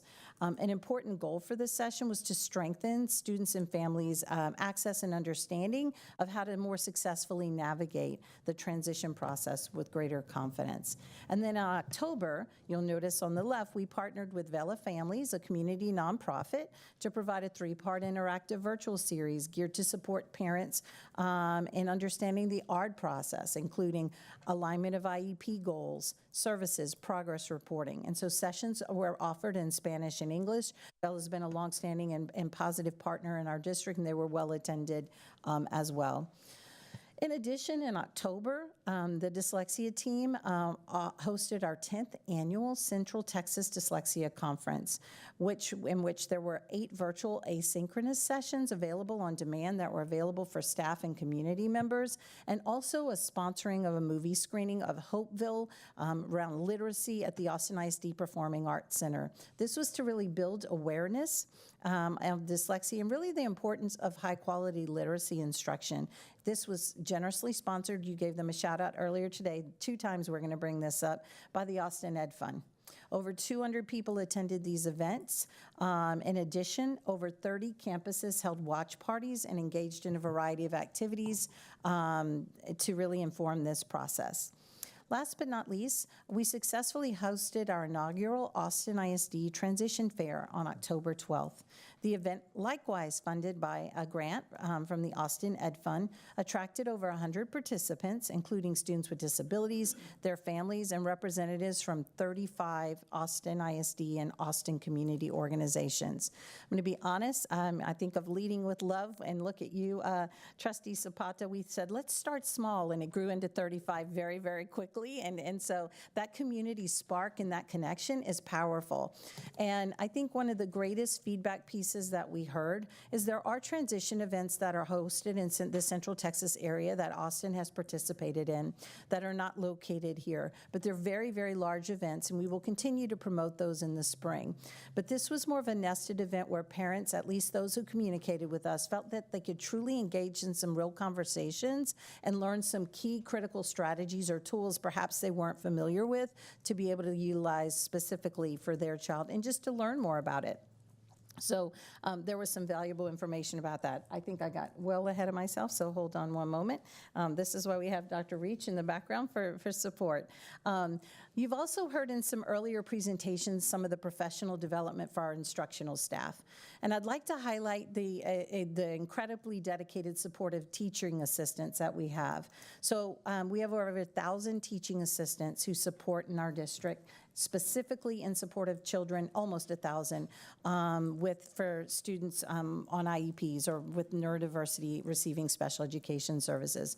We really value those professional learning opportunities, and I want to talk about trying to be a responsive organization. We had been providing for quite some time some virtual backpacks and some learning tools and some dispersed learning opportunities on campuses for our teaching assistants. But if you recall, just at the Welcome Back event that the superintendent held at the PAC, there were questions about how we can continue to fortify and strengthen real deeper opportunities for our teaching assistants. Well, that spurred us into action. Thank you for the guidance. And so we held 2 separate sessions in October, on October 3rd for elementary and October 14th for our secondary folks. And so they came in person. This is the first time they had been in person to an event for quite some time. I have to admit that although there were some really strong sessions on positive behavior strategies, implementation of behavior intervention plans, data collections, and using visuals to support communication, there's also something special about being in community with other people. That was a byproduct that we didn't necessarily even plan for. That helps us to build greater retention in our system, and that likewise helps us to build greater capacity among our teaching assistants, where they can likewise learn from one another outside of the specific learning intentions that we had in mind. The feedback from sessions, because you often ask for those metrics, was very positive. The average rating was about 4.4 out of 5. Not about, it was 4.4 out of 5. We just had a numeracy presentation, so I should be more specific with my mathematical calculations here. But specific examples of what worked was an appreciation for the training on implementation of accommodations and modification strategies to support, also how to support students' regulation, sensory needs, and the opportunity to collaborate and connect with other teaching assistants. Feedback on areas of growth, because those opinions likewise matter very critically, was on how recommendations for us to consider increased differentiation of opportunities of learning sequences for our teaching assistants. We were very appreciative that the experience led to more hunger for learning, more desire to get better, and we see that across our valiantly serving teaching assistants and personnel across our system. So Dr. Lee's going to take us through the navigation of some of the strategic plan progress updates for goals 2, 3, and 4, and I'll come back in to wrap it up for goal 5. Thank you. Good evening. So the third goal within our strategic plan is the delivery of high-quality instruction within a multi-tiered systems of support. And earlier this fall, you received a TEA order update on MTSS. So to recap, we've developed and rolled out our new MTSS manual and framework. We've updated our curriculum documents, provided training on intervention platforms, and are conducting MTSS walkthroughs. And along with these efforts, we've emphasized the partnership and collaboration across general education and special education for teachers during planning and PLCs. Now, actually, the same day that we launched our elementary TA symposium, Sloan McLean from the Creative Learning Initiative and I partnered to provide 3 virtual sessions of Universal Design for Learning for Teachers on October 3rd. And when I had presented with Dr. Reach back in September, I had shared a few slides of an upcoming UDL presentation featured on the left. And so that presentation actually happened there at the PAC. It was virtual. And the goal of the presentation was for participants to help identify and apply both UDL and CLI strategies to meet the diverse needs of students, to ignite curiosity and empower all learners to succeed. The presentation was available for all staff, and it provided examples of how UDL and CL&I strategies can be used across our curriculum. and really help to improve student agency and comprehension of complex ideas. It builds on the required training identified in the TEA agreed order that was delivered prior to the start of school, or back on August the 14th or 15th, depending on when schools delivered that training. The presentation was well received and attended by over 700 teachers across the district. So pictured on the right is a visual model that a science teacher shared during the engagement opportunities baked into the presentation. And the photo represented an example of how this specific teacher builds student interest, motivation, and processing of complex concepts. By providing regular opportunities for training campus teams on universal design for learning and creative learning initiative strategies, we set the stage for strong first teach across all learning environments. So fulfillment of evaluation requirements will be discussed in more detail in January as part of a scorecard update on the evaluation progress, but I do want to highlight just a few updates related to this component. So first, our team developed and launched a streamlined one-page referral document for campuses to complete when submitting evaluation requests based on feedback gathered in the Stetson 2024 audit process, and then further recommendations in the strategic plan. So I'm also going to highlight some additional progress activities that are included in our Child Find awareness activities. So our evaluation and early childhood teams support Child Find initiatives and were invited to present at the United Way Family-Based Care Conference back in August. We presented to over 60+ child care workers supporting families and children of non-enrolled students within the Austin area on creating environments for successful routines and learning, as well as early childhood intervention programs and special education services here in Austin ISD. Ongoing partnerships with our community early childhood intervention agencies like Any Baby Can and Easter Seals support effective transition services for children with suspected or identified disabilities. Our department's ECI transition specialist, the wonderful Michelle McGee, meets weekly with case managers and families from these agencies to ensure timely referral, evaluation, and special education services. In September, our team offered 2 virtual sessions for families on Child Find, which explained how our district identifies and evaluates students who may need special education services. We covered referral, evaluation, and eligibility, and the presentation is available on our external website. And speaking of our external website and connecting the work of CFAC to improvements in Child Find awareness activities, 4 of our CFAC members graciously dedicated their time and served on a website review subcommittee, and their recommendations included user experience and improvements to the Child Find pages on our website. Our website specialist team member here in Austin ISD made those updates to our website, and you can review them now. And lastly, our team developed a comprehensive evaluation manual that consolidated information on procedures related to referral and evaluation and clearly outlines responsibilities for evaluators, for campus leaders, and for special education staff.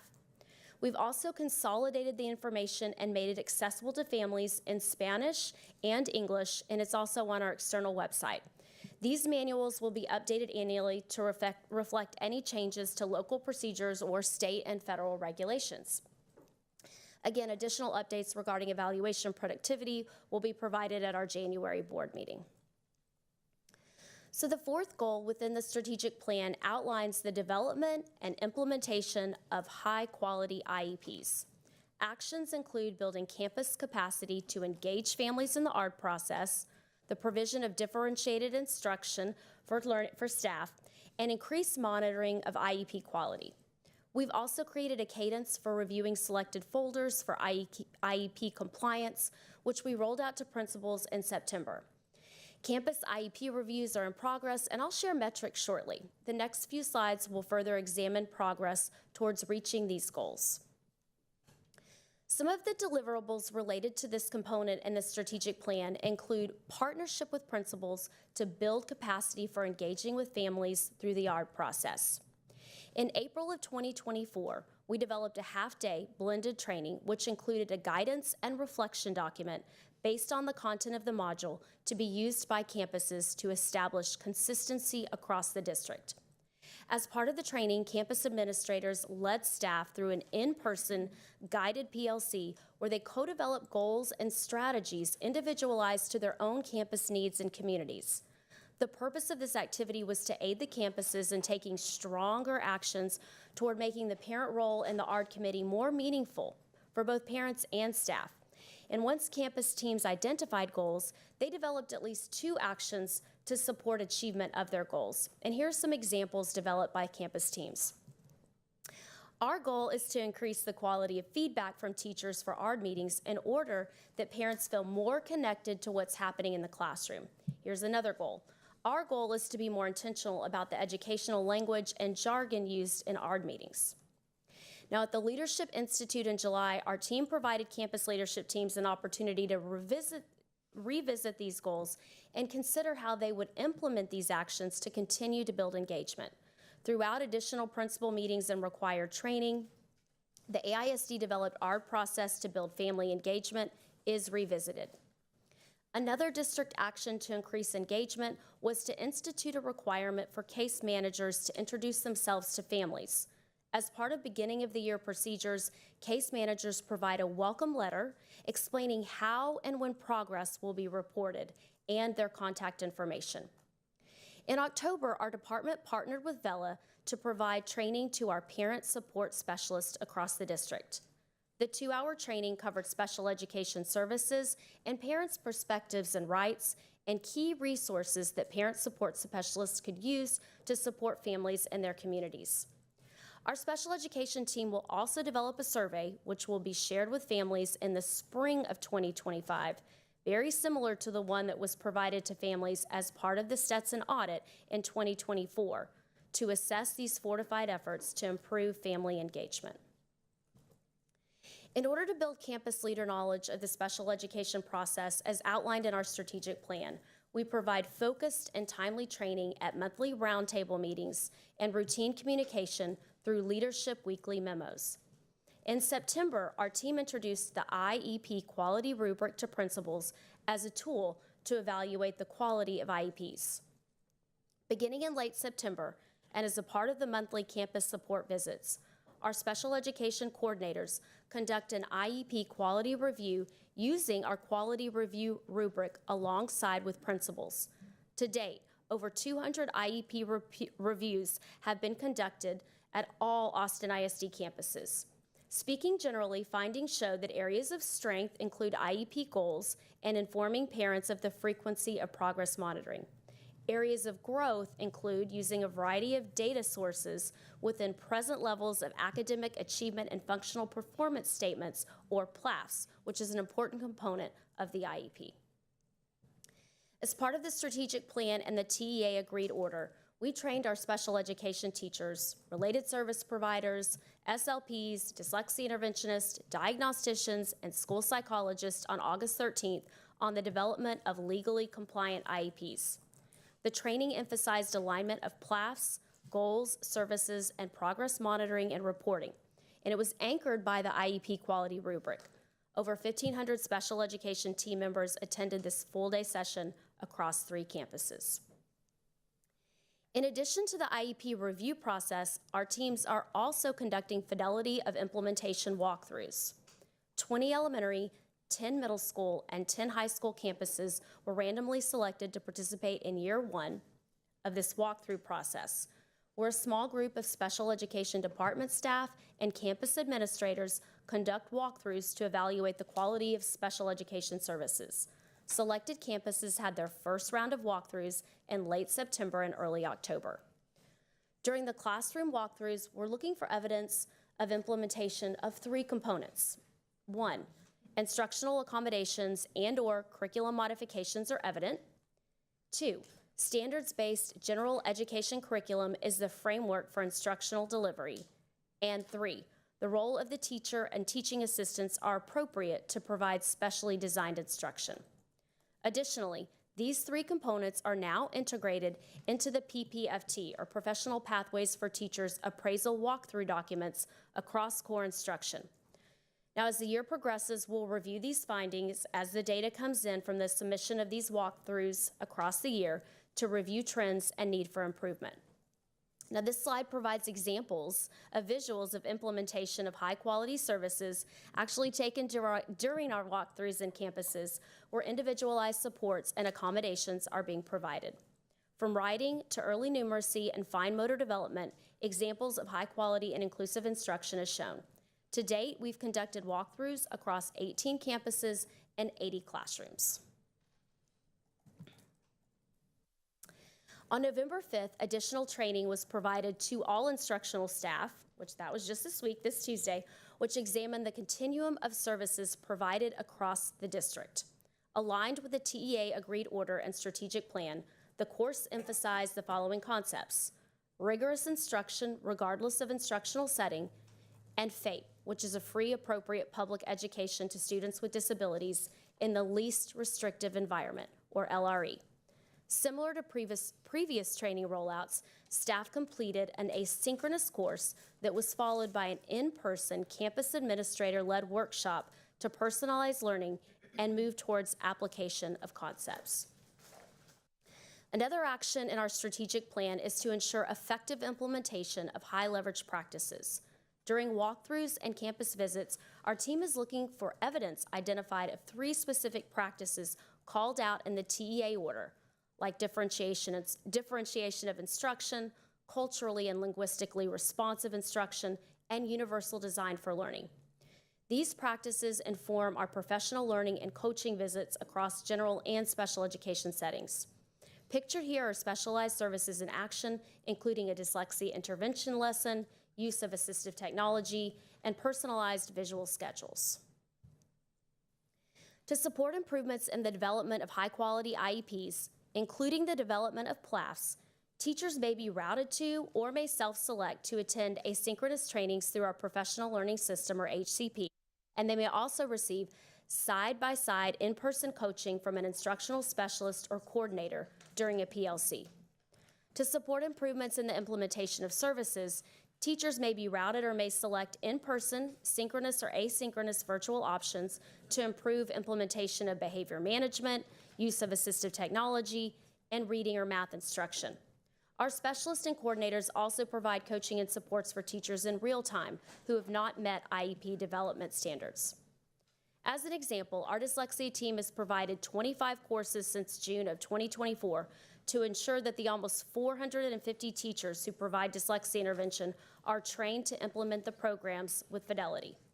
Our behavior support team has trained over 125 staff members on functional behavior assessments and behavior intervention plans, and an additional 229 staff members on CPI, which is a de-escalation and crisis intervention program. I also wanted to highlight our newly adopted specially designed social skills curriculum.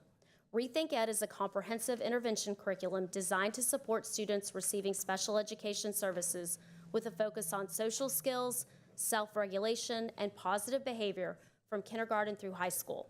Almost 160 special education teachers have been trained to implement this curriculum so far, and training is ongoing and continues in the spring. Furthermore, on January 29th, our team will be leading a half-day training with 9 sessions that will be curated and aligned with the needs identified in the walkthroughs and the IEP review process.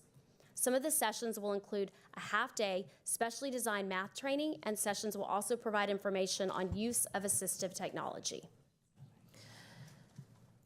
So ultimately, moving into Section 5, the strategic actions and outputs from the strategic plan's first 4 focus areas should lead to improved student outcomes and accountability. We have already identified and seen improved outcomes in our compliance with more timely evaluation structures, for example. And likewise, we have worked to carefully examine and resolve compliance concerns with our vendor. As you know, we have recently announced, this was part of a goal on our plan, that we've recently announced to the community a desire to review additional data management systems that may be perhaps better suited to meet the compliance needs as well as our user interface. This is at a very early stage, but in terms of progress and updates, we just held our first series of listening sessions, or actually 2 series of listening sessions in the last couple of weeks that are already underway, and those have been very insightful. Thank you to the Superintendent's Office and Joshua John for partnering to lead those alongside our team. 2 additional strategies associated with Goal 5 of the plan include improved progress on outcomes for students receiving services in alignment with the progress measures and data included in board scorecard monitoring for all student groups. So you just did that this evening, and that's important, not only for the community to know, but the agency sees that very embedded in the progress that our students are making.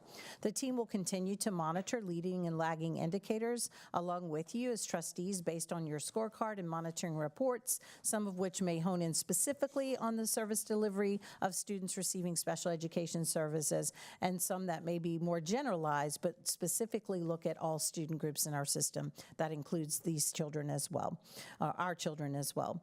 Further, our talent strategy team is already commencing an analysis on appropriate staffing comparisons. And structures for us to successfully address student needs in light of shortages, high demand service providers, including evaluation staff, speech and related service, and special education support staff. Findings from their analysis will inform planning needs for the spring and preparation for the next fiscal year.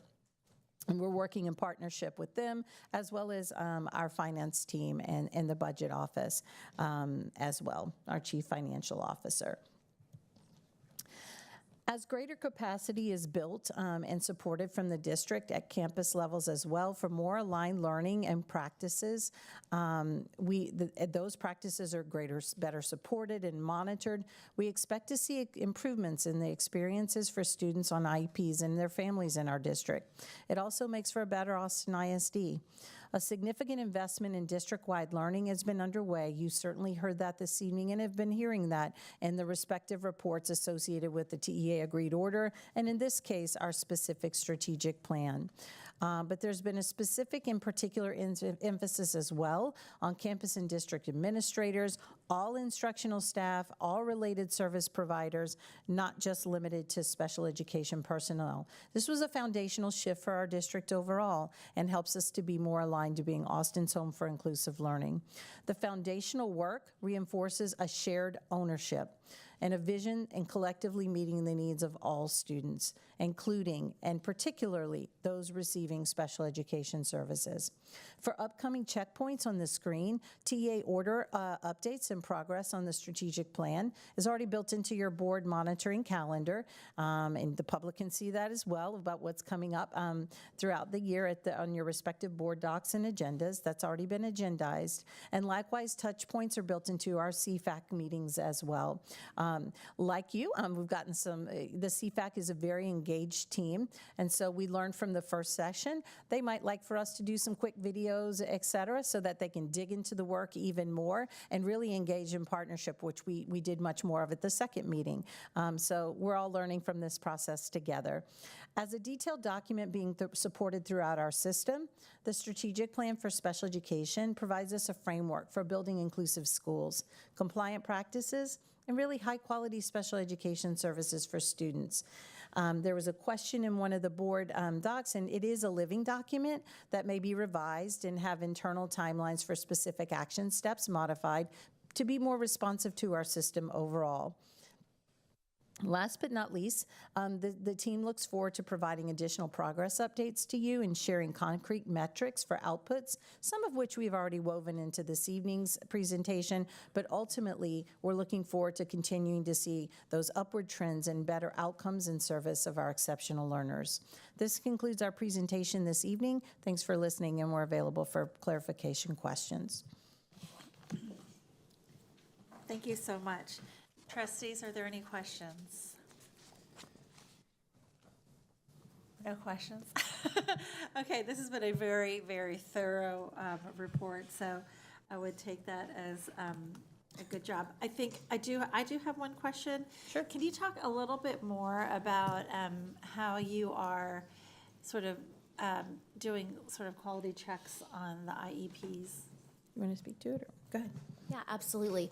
So our team back in August and September, under the direction and in partnership with our TEA monitors, and also based on feedback from the 2024 audit, reviewed various materials to craft and develop a rubric. And what we ended up doing is we adopted a rubric that TEA had developed, and we took that rubric and we added and tweaked just a few parts. So we actually think that we enhanced the rubric, right? We recommend that TEA go back and update the rubric to align with ours, right? We enhanced it just a bit. And then what we did in our August 13th Job Alike training that I spoke of, as well as principal roundtables, is we introduced that rubric and we walked participants through the sections of the rubric and we gave them examples, and we gave them examples of what would meet quality and what wouldn't be quality. And then we also gave participants an opportunity to draft improved statements based on what we had provided. So we gave non-examples and examples, and we let them actually practice drafting those statements. And so the walkthrough or the IEP rigor and review rubric is used during these monthly campus coordinator visits. So the campus coordinator goes to the campus, they sit down with the principal, and the principal and them select one IEP per month, and they partner and they move through the rubric and evaluate components. Was this component present or was it not? Something that we've gotten a lot of great feedback from principals and coordinators as well about the effectiveness of this. And something that principals want, and I think it's a really natural and organic process, is they want teachers, special education teachers, to actually sit down with coordinators and with each other in partnership to routinely review IEPs as part of their PLC. So this is a really amazing practice for our new and our veteran teachers to sit side by side. I mean, these are very complex legal documents that our teachers are crafting, and many of our teachers are fairly new to the field. Many of our administrators were not previously special education teachers, right? So they may have reviewed IEPs, they may have sat in ARD meetings, special education meetings, but they didn't develop those IEPs, right? So it's been a really powerful and effective practice for both our administrators as well as our special education teachers. Yeah.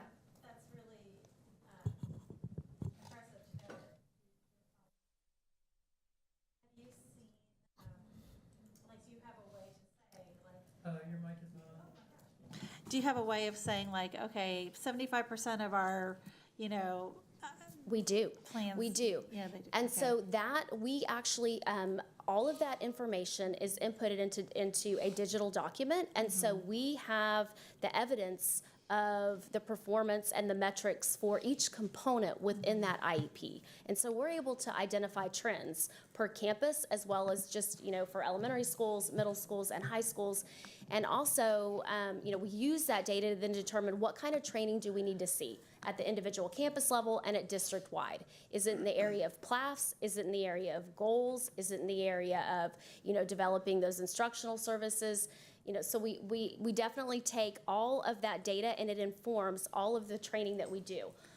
Campus principals appreciate it because it helps identify, teachers that need additional support and training on demand, right? So I need to support this teacher in this way, and then we're able to provide our instructional specialists and our coordinators and connect those supports directly with those teachers. And like I said, we have asynchronous opportunities, we have synchronous opportunities, and then we have real-time in-person support at those PLC meetings. I'd like to add, just make no mistake, we have growth to have in front of us. We have a lot of learning and growth to do in terms of this. And what this process is really designed to not only create a better document or a better program, an IEP program for a student, and really meet the needs of that child, but it's likewise developed to create greater capacity. This isn't about giving the best example that someone has right in front of us so that everyone can get a perfect check on everything. We need to really see where our strengths are and where areas of deficit and need are. And so part of this is really in a generalized paragraph in the order and more articulated here in the plan itself, but it says continue to provide ongoing coaching and progress and supports for folks on FOI or fidelity of implementation of IEPs, as well as the crafting of legally compliant or high quality IEPs. And so the pieces that over the course of the year, we anticipate having about 1,000. Yeah, over 1,000. Over 1,000 IEPs reviewed in partnership with our team and with principals. That's where we're tracking. We anticipate it's much more than that because there's a ripple effect that starts to happen. When you start to identify strengths as well as areas of need, you can't unsee that if we're really improvement focused and strategy focused, solutions oriented. And so that's what we're hearing in a real vulnerable place from our team members. And then we're likewise working with team members when they're making some of that random selection to see if perhaps they can pull something that's upcoming for a student's meeting and perhaps remedy and strengthen for a future state prior to implementation. And one of the pieces that we also heard is that, yes, it's an evaluative tool, but it's also a formative tool because we've heard that teachers are, and we've seen teachers using the tool to help craft the IEP, right? So I'm not just waiting to have my IEP evaluated. I'm actually using it formatively to develop the IEP. And these are the specific components that I know I need to have in my IEP to have a quality IEP. Okay, thank you. And then in terms of actually implementing, tracking the implementation of what's in the IEP, that's something that I've always worried about or thought about because when you think about the staffing allocation is typically done, my understanding is by the number of students with IEPs and not necessarily by what is required, like what services are required by the IEP. Is that correct, or can you maybe? Yeah, I think that would have been correct probably in 2022. We've made some real improvements in that area. I'm not going to say, that really started when we worked with Dr. Francis Stetson and sent everyone through step by step, which is more about what they called student-centered staffing. So sometimes there's some misunderstanding. So yes, we have some basic ratios that are put into place when there is the what are called projections for a budget. I'm not trying to educate the whole community, but those projections for a budget. But then we have built in for the last 2 years now, not only training for all of our team members on step by step, but then sitting down we've had technical assistance days provided by consultants in partnership with our team, where they actually sit down and build schedules and see how we can best meet the needs of the students, depending upon the minutes, the instructional setting, the delivery of services, et cetera. And so it becomes much more tailored. It also becomes much more creative because that's how you start to erode perceptions of specific programs are connected to this, a disability or otherwise. And really what it starts to do is expand the understanding of how do we provide appropriate service delivery for students with the available staff, and when that is not appropriate for the needs of the students, how do we fortify that appropriately? And so, I never want to speak in absolutes. I want to acknowledge we always are growing in that process, but that is really something that we invested quite a bit.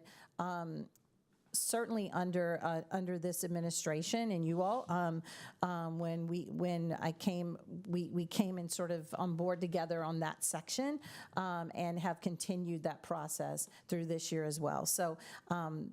Yeah, that's really how things have been addressed. If someone feels differently from their own personal experience, that's really important that the IEP team which is the ARD committee. Texas is the only state that calls it the ARD team. It's an IEP team in every other state, but that's okay. We do things bigger and differently here, and I've gotten used to that in the last 35 years of being a Texan. But nevertheless, that's a real important place for those questions to be asked and to see. And it's also an important place for us to build understanding because there's not a one size fits all. There's not like programming or everything that's one size fits. It's really IEP developed. So I don't know if that answered the question entirely, but the nod of my superintendent tells me that's enough, so I'm good. Thank you.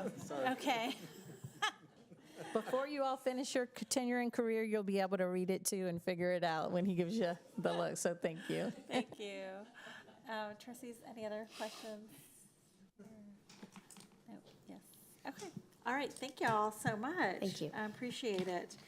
So our last report tonight is our annual update on our hub goals.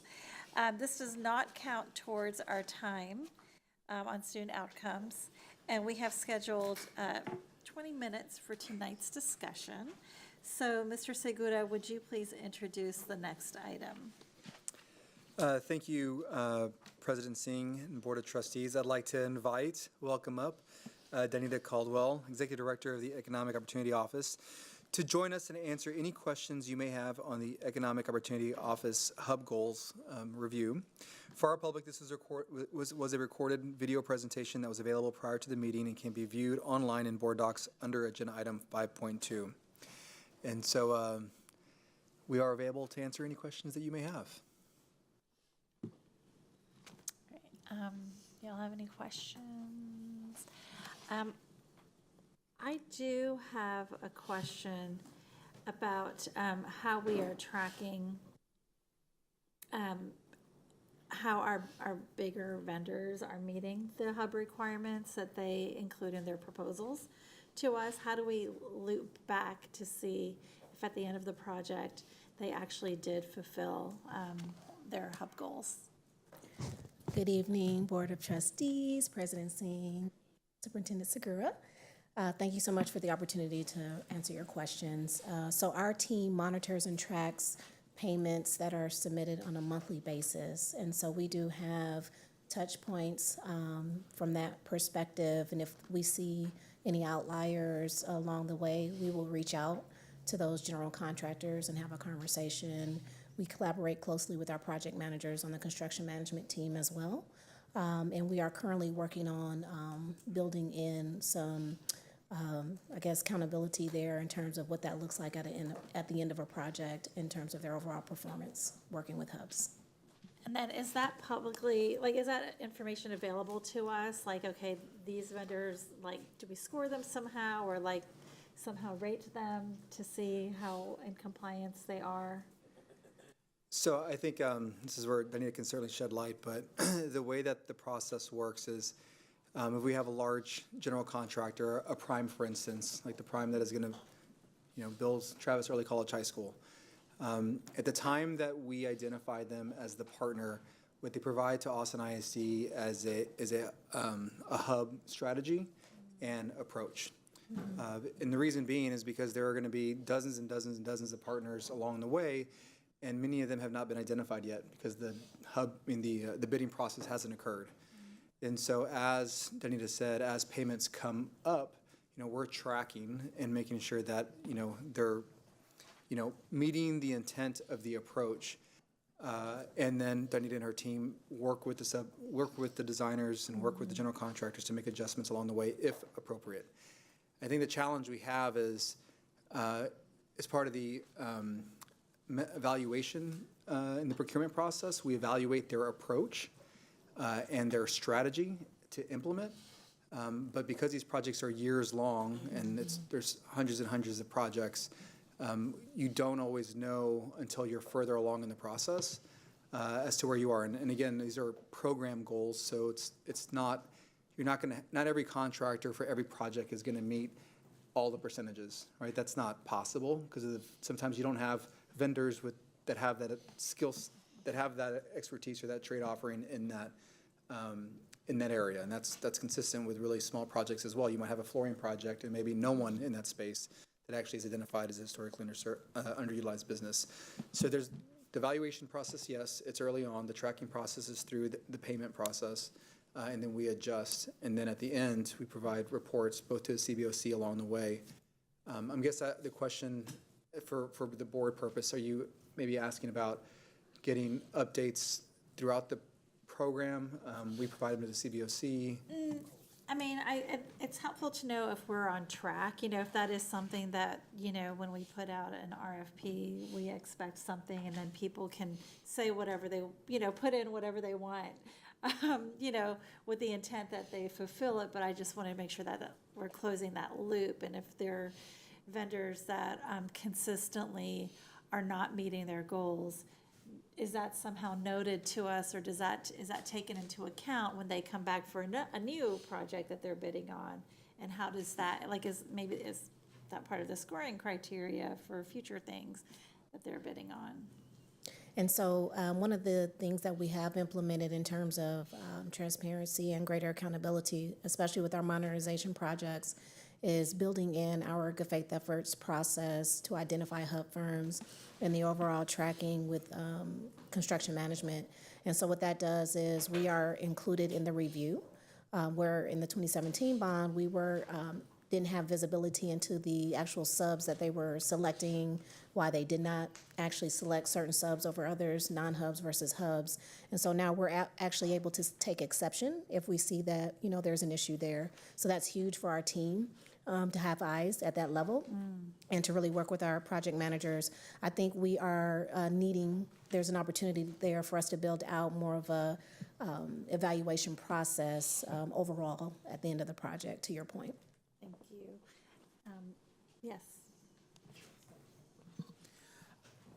It's really short, just a quick question, probably yes or no. Are you familiar with the City of Austin's Meet the Prime? Yes. Okay, does AISD not do something like that? We participate in those events that are hosted by the city and other entities, and we are establishing our own. We're going to be hosting that in February of next year. Okay, where, for, I guess, quick explanation, where prime contractors, the biggies, are here, and then all of the subs who would normally have to fight to get the attention are placed in the same place, and they get to, it helps them, I feel, better meet their goals. Because like Trustee Singh pointed out, everybody has I have the intention to lose 50 pounds. That hasn't happened, but it is my intention, right? So my question is how long, to back up on her question, how long do we keep partnering with people who aren't meeting those goals, right? We wouldn't ask a teacher to come in and they don't meet expectations and we just, oh, look, you can just keep teaching kids. You know, you're not doing nothing we're asking you to do, but just keep coming to work, we pay you. We wouldn't do that. So, but we seem to continue to do that with our, and I mean, there's so many. This is a big city and it's being built all the time. And I really think I know that the expectation that we have, right, should be that we want to meet those goals and we want to work with people who want to meet those goals. If they don't meet those goals, maybe we shouldn't be working with those people. Thank you. Thank you.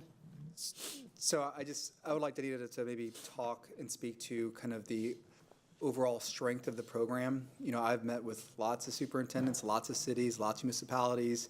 Our program is a very strong program, and we exceed our goals continuously on professional services. Certainly there's opportunities in subcategories for construction.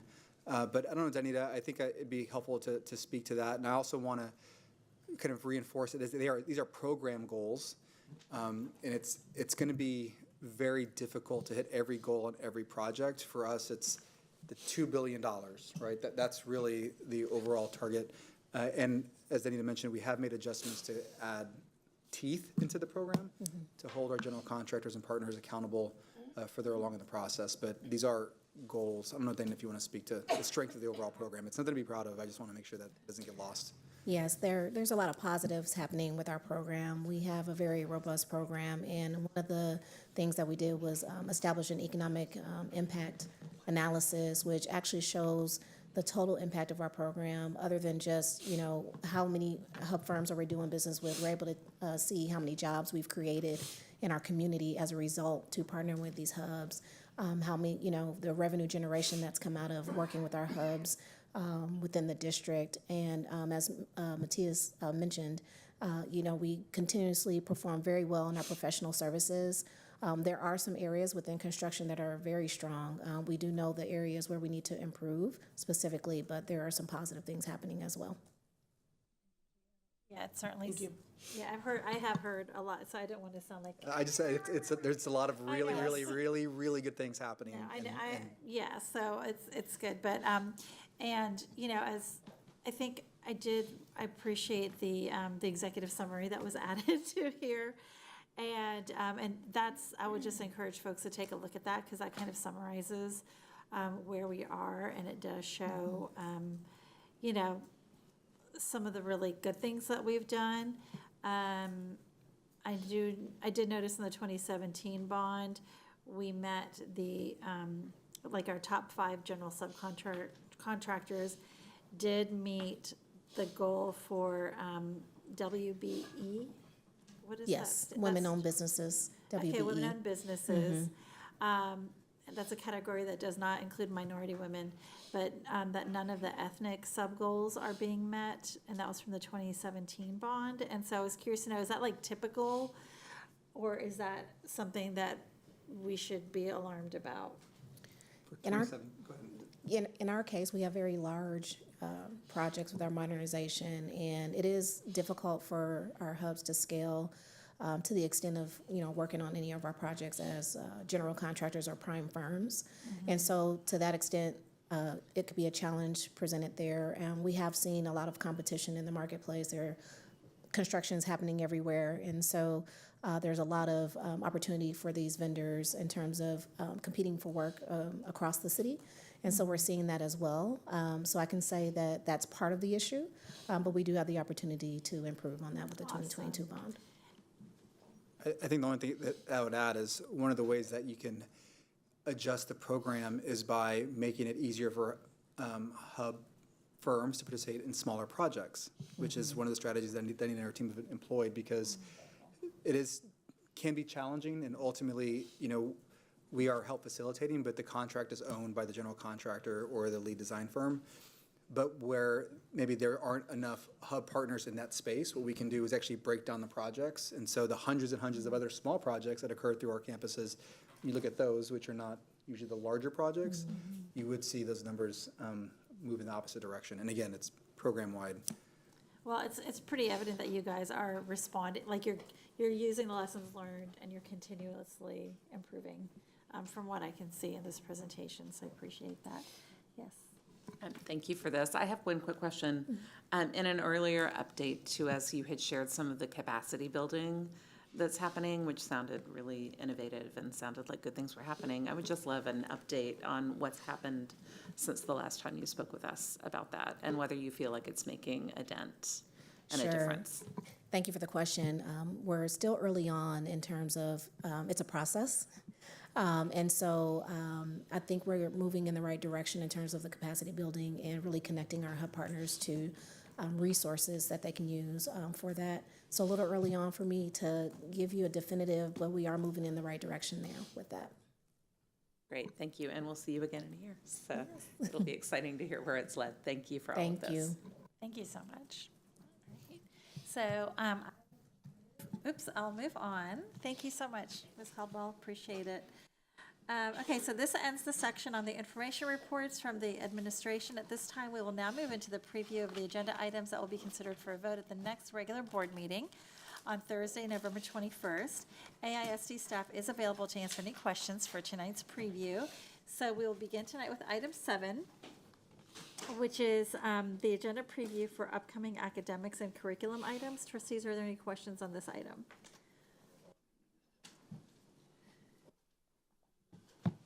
Any questions? 7.1. Did you have a question? Yeah, so, I'm sorry, I was watching from the back for a moment. 7.1, so this should be the item on the inclusion of a new course. Yeah, Logic 1 and Logic 2. And I really appreciate in our backup materials questions by Trustee Hunter on this issue, or on the inclusion of this. Oh, hi. On the inclusion of, or the introduction of these courses. Where I'm trying to get a deeper understanding is about the living into something that the board has talked about in workshops, which is excellence and opportunity for all students sort of across the board. And we have equality issues, we have equity issues, and then we try to move towards excellence.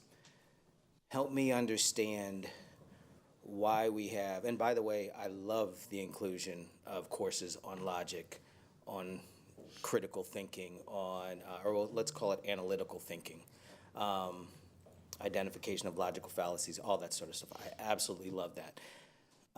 And I'm seeing the introduction of a course or into one set of schools and not other sets of schools. And I'm at a point sort of in my 3 decades kind of watching this that always raises my eyebrows. So could you talk a little bit about the whys of having these courses in these schools? Why not everywhere? And what are they doing in particular for us? Yes, good evening. Thank you, board members and President Singh and Superintendent Segura, sorry. So the reason why these classes have been targeted for these two campuses is because early on in the year, in the summer, before the school year began, I started having conversations with both our single gender schools, Sadler Means and Gus Garcia, and they told me about things that had been promised to them in the past by past administrations before I was here. And it really spoke to me that they're both beautiful campuses and have many things going on, but they're struggling with enrollment. I know that we talk a lot about, so I know exactly what you're saying, but also I think that it is important to give our campuses that are unique in this manner something that can draw more students to them. So we started in the summer, again, trying to come up with different ideas of how we could draw more enrollment to the campuses. So what we're trying to do is think of innovative ways to make the campuses attract more students to the campuses. So because I have also wrestled with this idea of, yes, it is a great course and it could be offered at every middle school, but the intention of putting these courses on to one or two of the campuses in particular is to give them something that they can highlight and make them unique and stand out and draw students to them. Again, this is not the only thing that we're thinking through, but it was one of the first ideas that we had. We also have an idea of partnering with the Buck Institute and doing more with project-based learning. So I'm working with the Office of Innovation to try and secure funding so we can get the teachers trained in that. So this will be an ongoing series of conversations. So, of course, I love the idea of opening it up to everyone, which may be something that we do further down the road, but at this moment, the purpose of trying to keep these courses for either Gus Garcia or both Garcia and Sadler Means is really to give them something that can help them stand out and be, they stand out already because they're exceptional schools, but in order to give them something unique that would draw more students to them. And the only thing I would add to that is, 6 weeks ago when this came up, we had conversations. I've since met with Principal Roby and Principal Mejia, and certainly want to acknowledge that we're trying to find tailored solutions. And after speaking with the leaders of those campuses, I have a clear understanding of kind of which campus would kind of prefer to be the maybe starting point. And so I think at this point, what we have is a course that is desired at one, and perhaps an opportunity to explore other courses at another campus. And so, and in the recommendation, ultimately, we made that adjustment. We didn't make it in the abstract, so we'll correct for that. But the goal here, ultimately, is to work with our leaders at our campuses to figure out kind of how to best serve their students, make sure that they can attract students that, fit with the school and can go on and do incredible things. And so this is an attempt to do that. And we can make adjustments if needed. But right now, it doesn't also necessarily mean that it will be implemented at their school, which is an important point as well. So is there a limit so the implications of this vote are that this kind of puts this opportunity onto the books for us? Yes. Correct. Correct. So the reason why we're asking for this kind of early on in the year is because it'll have to, we'll have to add it into the system and the SIS and the course catalog, and there are other things that need to happen. We're going to have to write curriculum for it alongside with the campus. So again, we looked at all the list of innovative courses together with both campuses, and initially, we had thought that this one was the most attractive for many reasons. A lot of it because of the critical thinking and the speaking piece of it, the public speaking piece, which I'm not doing very well tonight. Sorry. So we just wanted to have this as an option in our back pocket if it's something that the campuses feel like, yes, this fits in our overall strategy, but we had to do it soon because there are a lot of implications such as writing curriculum and finding the right person to teach the course. The other great thing about this course is that anybody can teach it. So a lot of the innovative courses had restrictions on who could teach the course. So this one basically said, it had like 10 different certifications you could have in order to teach the course. So that was another thing about it. We like the critical thinking piece, we like the public speaking piece, the debate, the logical fallacies, all things that we think will prepare kids for any kind of AP or advanced courses in their future. And again, just how much flexibility there was in the course. But we are also exploring other options that are in the innovative courses that TEA has provided to us. But this was the one initially that we hit on, thinking that it would fit well. For sure at Gus Garcia and possibly at Sadler Means if she chooses to onboard the course. Okay, and I guess I want to assure the President I've reached out and received permission from agents of the state to ask about this, and the feedback I received was that any item that we vote on, we should be clear about before we vote. So, received permission from the state. So, when something goes into our catalog or our inventory, this names these two schools. Does it go into the inventory everywhere, or is that as a separate process? We can restrict where it goes. So we can for. Well, why would you, I guess? So again, the reason because of the theory of action around enrollment. Right. Got it. And Got so it. I do think it's something, a few years down the road, if everybody thinks that it's a great idea and also wants to offer it, we have that option. But the idea is what we're looking for right now is to fulfill a promise to those two campuses, which I feel obligated to do. And to find solutions for them that are unique to their campuses. So if I gave it to everybody, then I'm not really, it is about equity, right? And sometimes we have to put more resources into the places that, could benefit from having more resources. So, that's kind of the mind frame that I'm looking into this. Of course, I think it is a great couple of courses, and I think that all kids would benefit from it, but that's not what the mission is right now that I'm working on with these two campuses. Understood. That's helpful for me, especially understanding the nuance that this is a door open and that there will be ongoing conversation about how it plays out in the end. So that was very helpful. Thank you, President. Thank you, and thank you, President. Of course, thank you. All right, so next we are going to, let's see, we talked about that. Okay, next agenda preview item, number 8 on board administration. Any questions there? Oh, yes. Yes. So on item 8.1, I had asked this by board tracker, but I wanted to ask it publicly.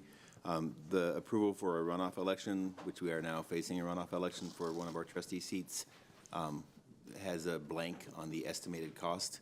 And I wonder when we'll receive an update on what the estimated cost for the runoff election will be. Yep, and so we don't know the entire cost because we don't know who will be part of the runoff currently. We know that we will have a runoff election. We are waiting to determine the final tally of votes for all of the city elections. So once we call an election, whoever is in that splits the cost based off of the number of voting locations you have. Okay. So for instance, if the city of Austin also has a runoff, we'll split it with them. Once we know that, we'll be able to put in a new cost. We will have it before you vote on it. Okay. And I'm not going to ask you to say the estimated cost publicly because it's an obscene amount of money, but I wanted to ask, I was reviewing policy BBB, legal and local, around board elections, and I would just want to request that the board policy committee, we put that on our agenda, to review BBB, to explore both the pros and cons of shifting to a plurality instead of a majority to avoid future runoffs, and then also to compare the possible cost savings by going with plurality instead of majority. So if we can just put that on the board policy agenda. Thank you. All right, the next section. Also, I mean, one thing that I think is worth sharing is if there are other entities that have elections that intersect our area, then we also do an offset of that sharing for those specific locations. So there's a lot that goes into it. Okay, the next section is 9, business and finance. Trustees, are there any questions on these items? Yes, Jacob. Superintendent Segura, on the district financial audit, I just wanted to ask, first of all, what the timeline is for the indicated video presentation that will be part of that? So the video presentation will be included on the voting meeting agenda. It'll be available to trustees tomorrow. Okay, great.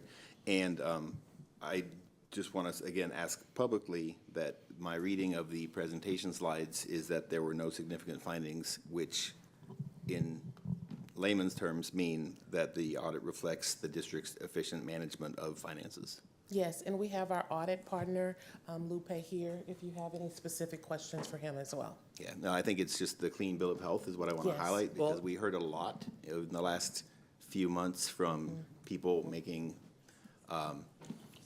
accusations and unfounded claims of the mismanagement of funds and the waste and abuse of our budget process in the district. And I just want to, we've pointed to several pieces of evidence here of the efficient and effective management of funds in our district. And I just want to highlight this piece publicly. And so I think it'd be helpful to have our auditor actually say that opposed to our interim CFO, but very briefly. Sure. Good evening, trustees. Yes, so we started the financial statement audit back in the spring. We've been in communication with the district over all these months, pretty regularly, getting through all the audit procedures of the district's financial statements. The opinion we've expressed, the opinion that the district, in fact, has earned on its financial statements is an unmodified opinion. So that means that the financial statements are fairly stated in all material respects. The district does have a fund balance policy, and you are meeting and exceeding your fund balance in the general fund for the fiscal year, meaning you've managed your resources appropriately in accordance with board policy to take the appropriate amount of fund balance in fiscal year 2025. I wouldn't dream of offering advice to our administration, but I would love to see this publicized in one of our communications to the community. Thank you. Thank you all very much.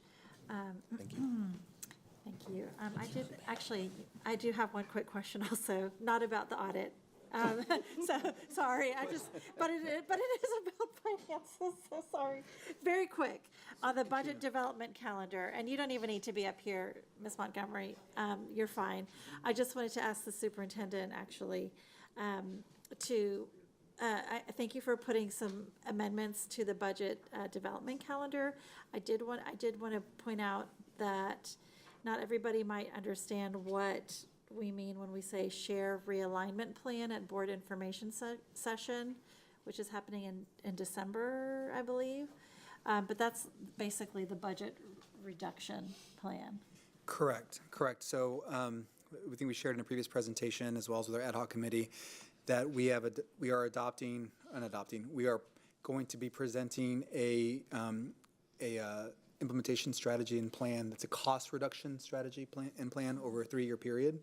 And so that's what we're going to be presenting in that line item. Okay, great. And so that's, for people who are curious, that's row 31. And that would be happening in, I'm sorry, I don't have my screen together. It says that's happening in November? So there are two things that are happening. One is the introduction to get initial feedback from the trustees in those items that require board vote. Perhaps it's a policy change or some support that's required, then that'll go to the December board meeting. Okay, so this will happen, so we'll get this, and I would like to ask if you can call it a reduction plan, because that's fine. probably more accurate. So that's gonna happen at our voting meeting in November. Correct. Okay. The The introduction. Correct, yeah. Okay, There's no action perfect. required. Okay, no action required, that's helpful. And then I also noticed, and appreciate the addition of row 46, which is the teacher outreach and engagement for budget priorities. And I noticed that the months are January, February. Is that when we plan to finish it by, or is that when we start it? So begin and finish. So there's implementation, sorry. So one of the things we didn't want to do is add specific milestones, because whenever we engage, we are very fluid with our community, with our staff. Adjustments occur all the time. And so we provided a range. So the beginning and completion of those would occur in that time period. And so that's why it's stated in that way. And so would the board be expected to vote on a budget reduction strategy, say in December, before teacher engagement occurs? So there are different parts of, so I think in December it's a bigger level, higher level strategy and plan. Some engagement will occur before that, and not all of it. A lot of the engagement that we need to have completed is also around implementation. Okay. And so, I think we can talk about kind of how much can be done before and how much will be done during, because remember, it's a 3-year plan. So there are things in year 2 and 3 which, we're not going to be able to even get any engagement on, except for the fact that it's an idea that we're wanting to explore and pursue further. And so, maybe that's something we can provide more clarity on, and kind of the sequence of the number of meetings that would occur before that recommendation in December. Maybe that'll be helpful, so we can kind of show how it's broken up across the Yeah, milestones. I think it would be, if there's going to be teacher engagement, or if there's going to be an expectation of a board vote on anything related to a bigger budget plan. I don't know if other trustees feel this, but I would like to know the findings of teacher engagement before that happens. Yes, I see some nods. Trustees, is that something y'all would be interested in? Okay. All right. Trustee Zapata, did you have something to add? So would that mean there would be potential change to do that first? So I think we all need, I think the thing that I would want to be very, I guess maybe communicate to the board is, again, we're trying to stay farthest away from the classroom initially. And so I think the way that we're going to structure it, and which you'll see in November, are a lot of those adjustments coming that will certainly benefit from teacher input, but won't have as big of an impact because they're going to be central or more kind of operationally focused. So we're really, there's a lot going on in my head. I'm trying to balance this out, but the things that are going to be a little further out are the ones that are going to require more input. So we're trying to be very strategic about how we engage and make sure that we're actually incorporating the input to inform the plan. So let me get with the team and maybe provide some additional detail, but I don't think at this point we need to make any adjustments on the timeline. What I can do is provide additional feedback on when some of the interim milestones will be executed. Thank you. Trustee Zapata. No, that makes sense, because, I don't want to hold up moving forward if it's not going to really make an impact on changing what's already going to be proposed. Yes, and we also want, yes. Okay, cool. Thank you so much. Appreciate that. Okay, all right, next is section 10, facilities. So please note that the administration is moving item 10.5, approval of an MOU with United Way, to December. This will not be at our voting meeting in 2 weeks. So trustees, do you have any questions about these items? One question for the superintendent. On I believe it's 10.3, 10.3 on the sale of 3 acres. I just wanted to ask, In the past, I think we've had attached like documentation with like a map and kind of showing where that property is. Is that available to us? To show like where that property is or to kind of, So we can. I think don't we want did- anything created, but if there's something No, that we did it, exists- we did as part of the identification of surplus. And so what I can do is go back and pull that attachment and then pull it into the backup. Oh, it's an old one. Okay, yeah. I mean, if we just have that as an attachment so people can see it. Yeah. And, okay. And in that description that was in there, it talks about it being a very interesting historical site in terms of the history of AISD and the annexation of other districts. Is there any concern that that property has a historical designation or could? Here, come on. Yeah, come on.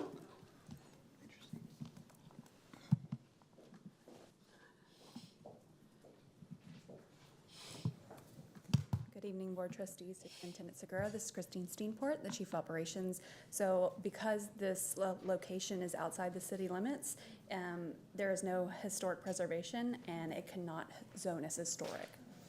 Okay, thank you. Of course. Thank you. All right. So we will now move on to Section 11, Talent Strategy. Trustees, are there any questions on these items? Okay, well, thank you.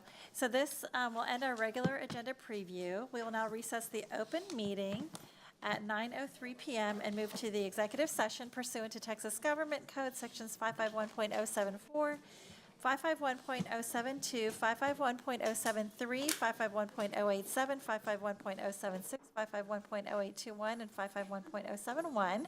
When we are finished with the executive session, we will briefly return to the open session to formally adjourn the meeting. The adjournment will be recorded and be included in all replays of tonight's meeting. So thank you all for joining us and have a great evening.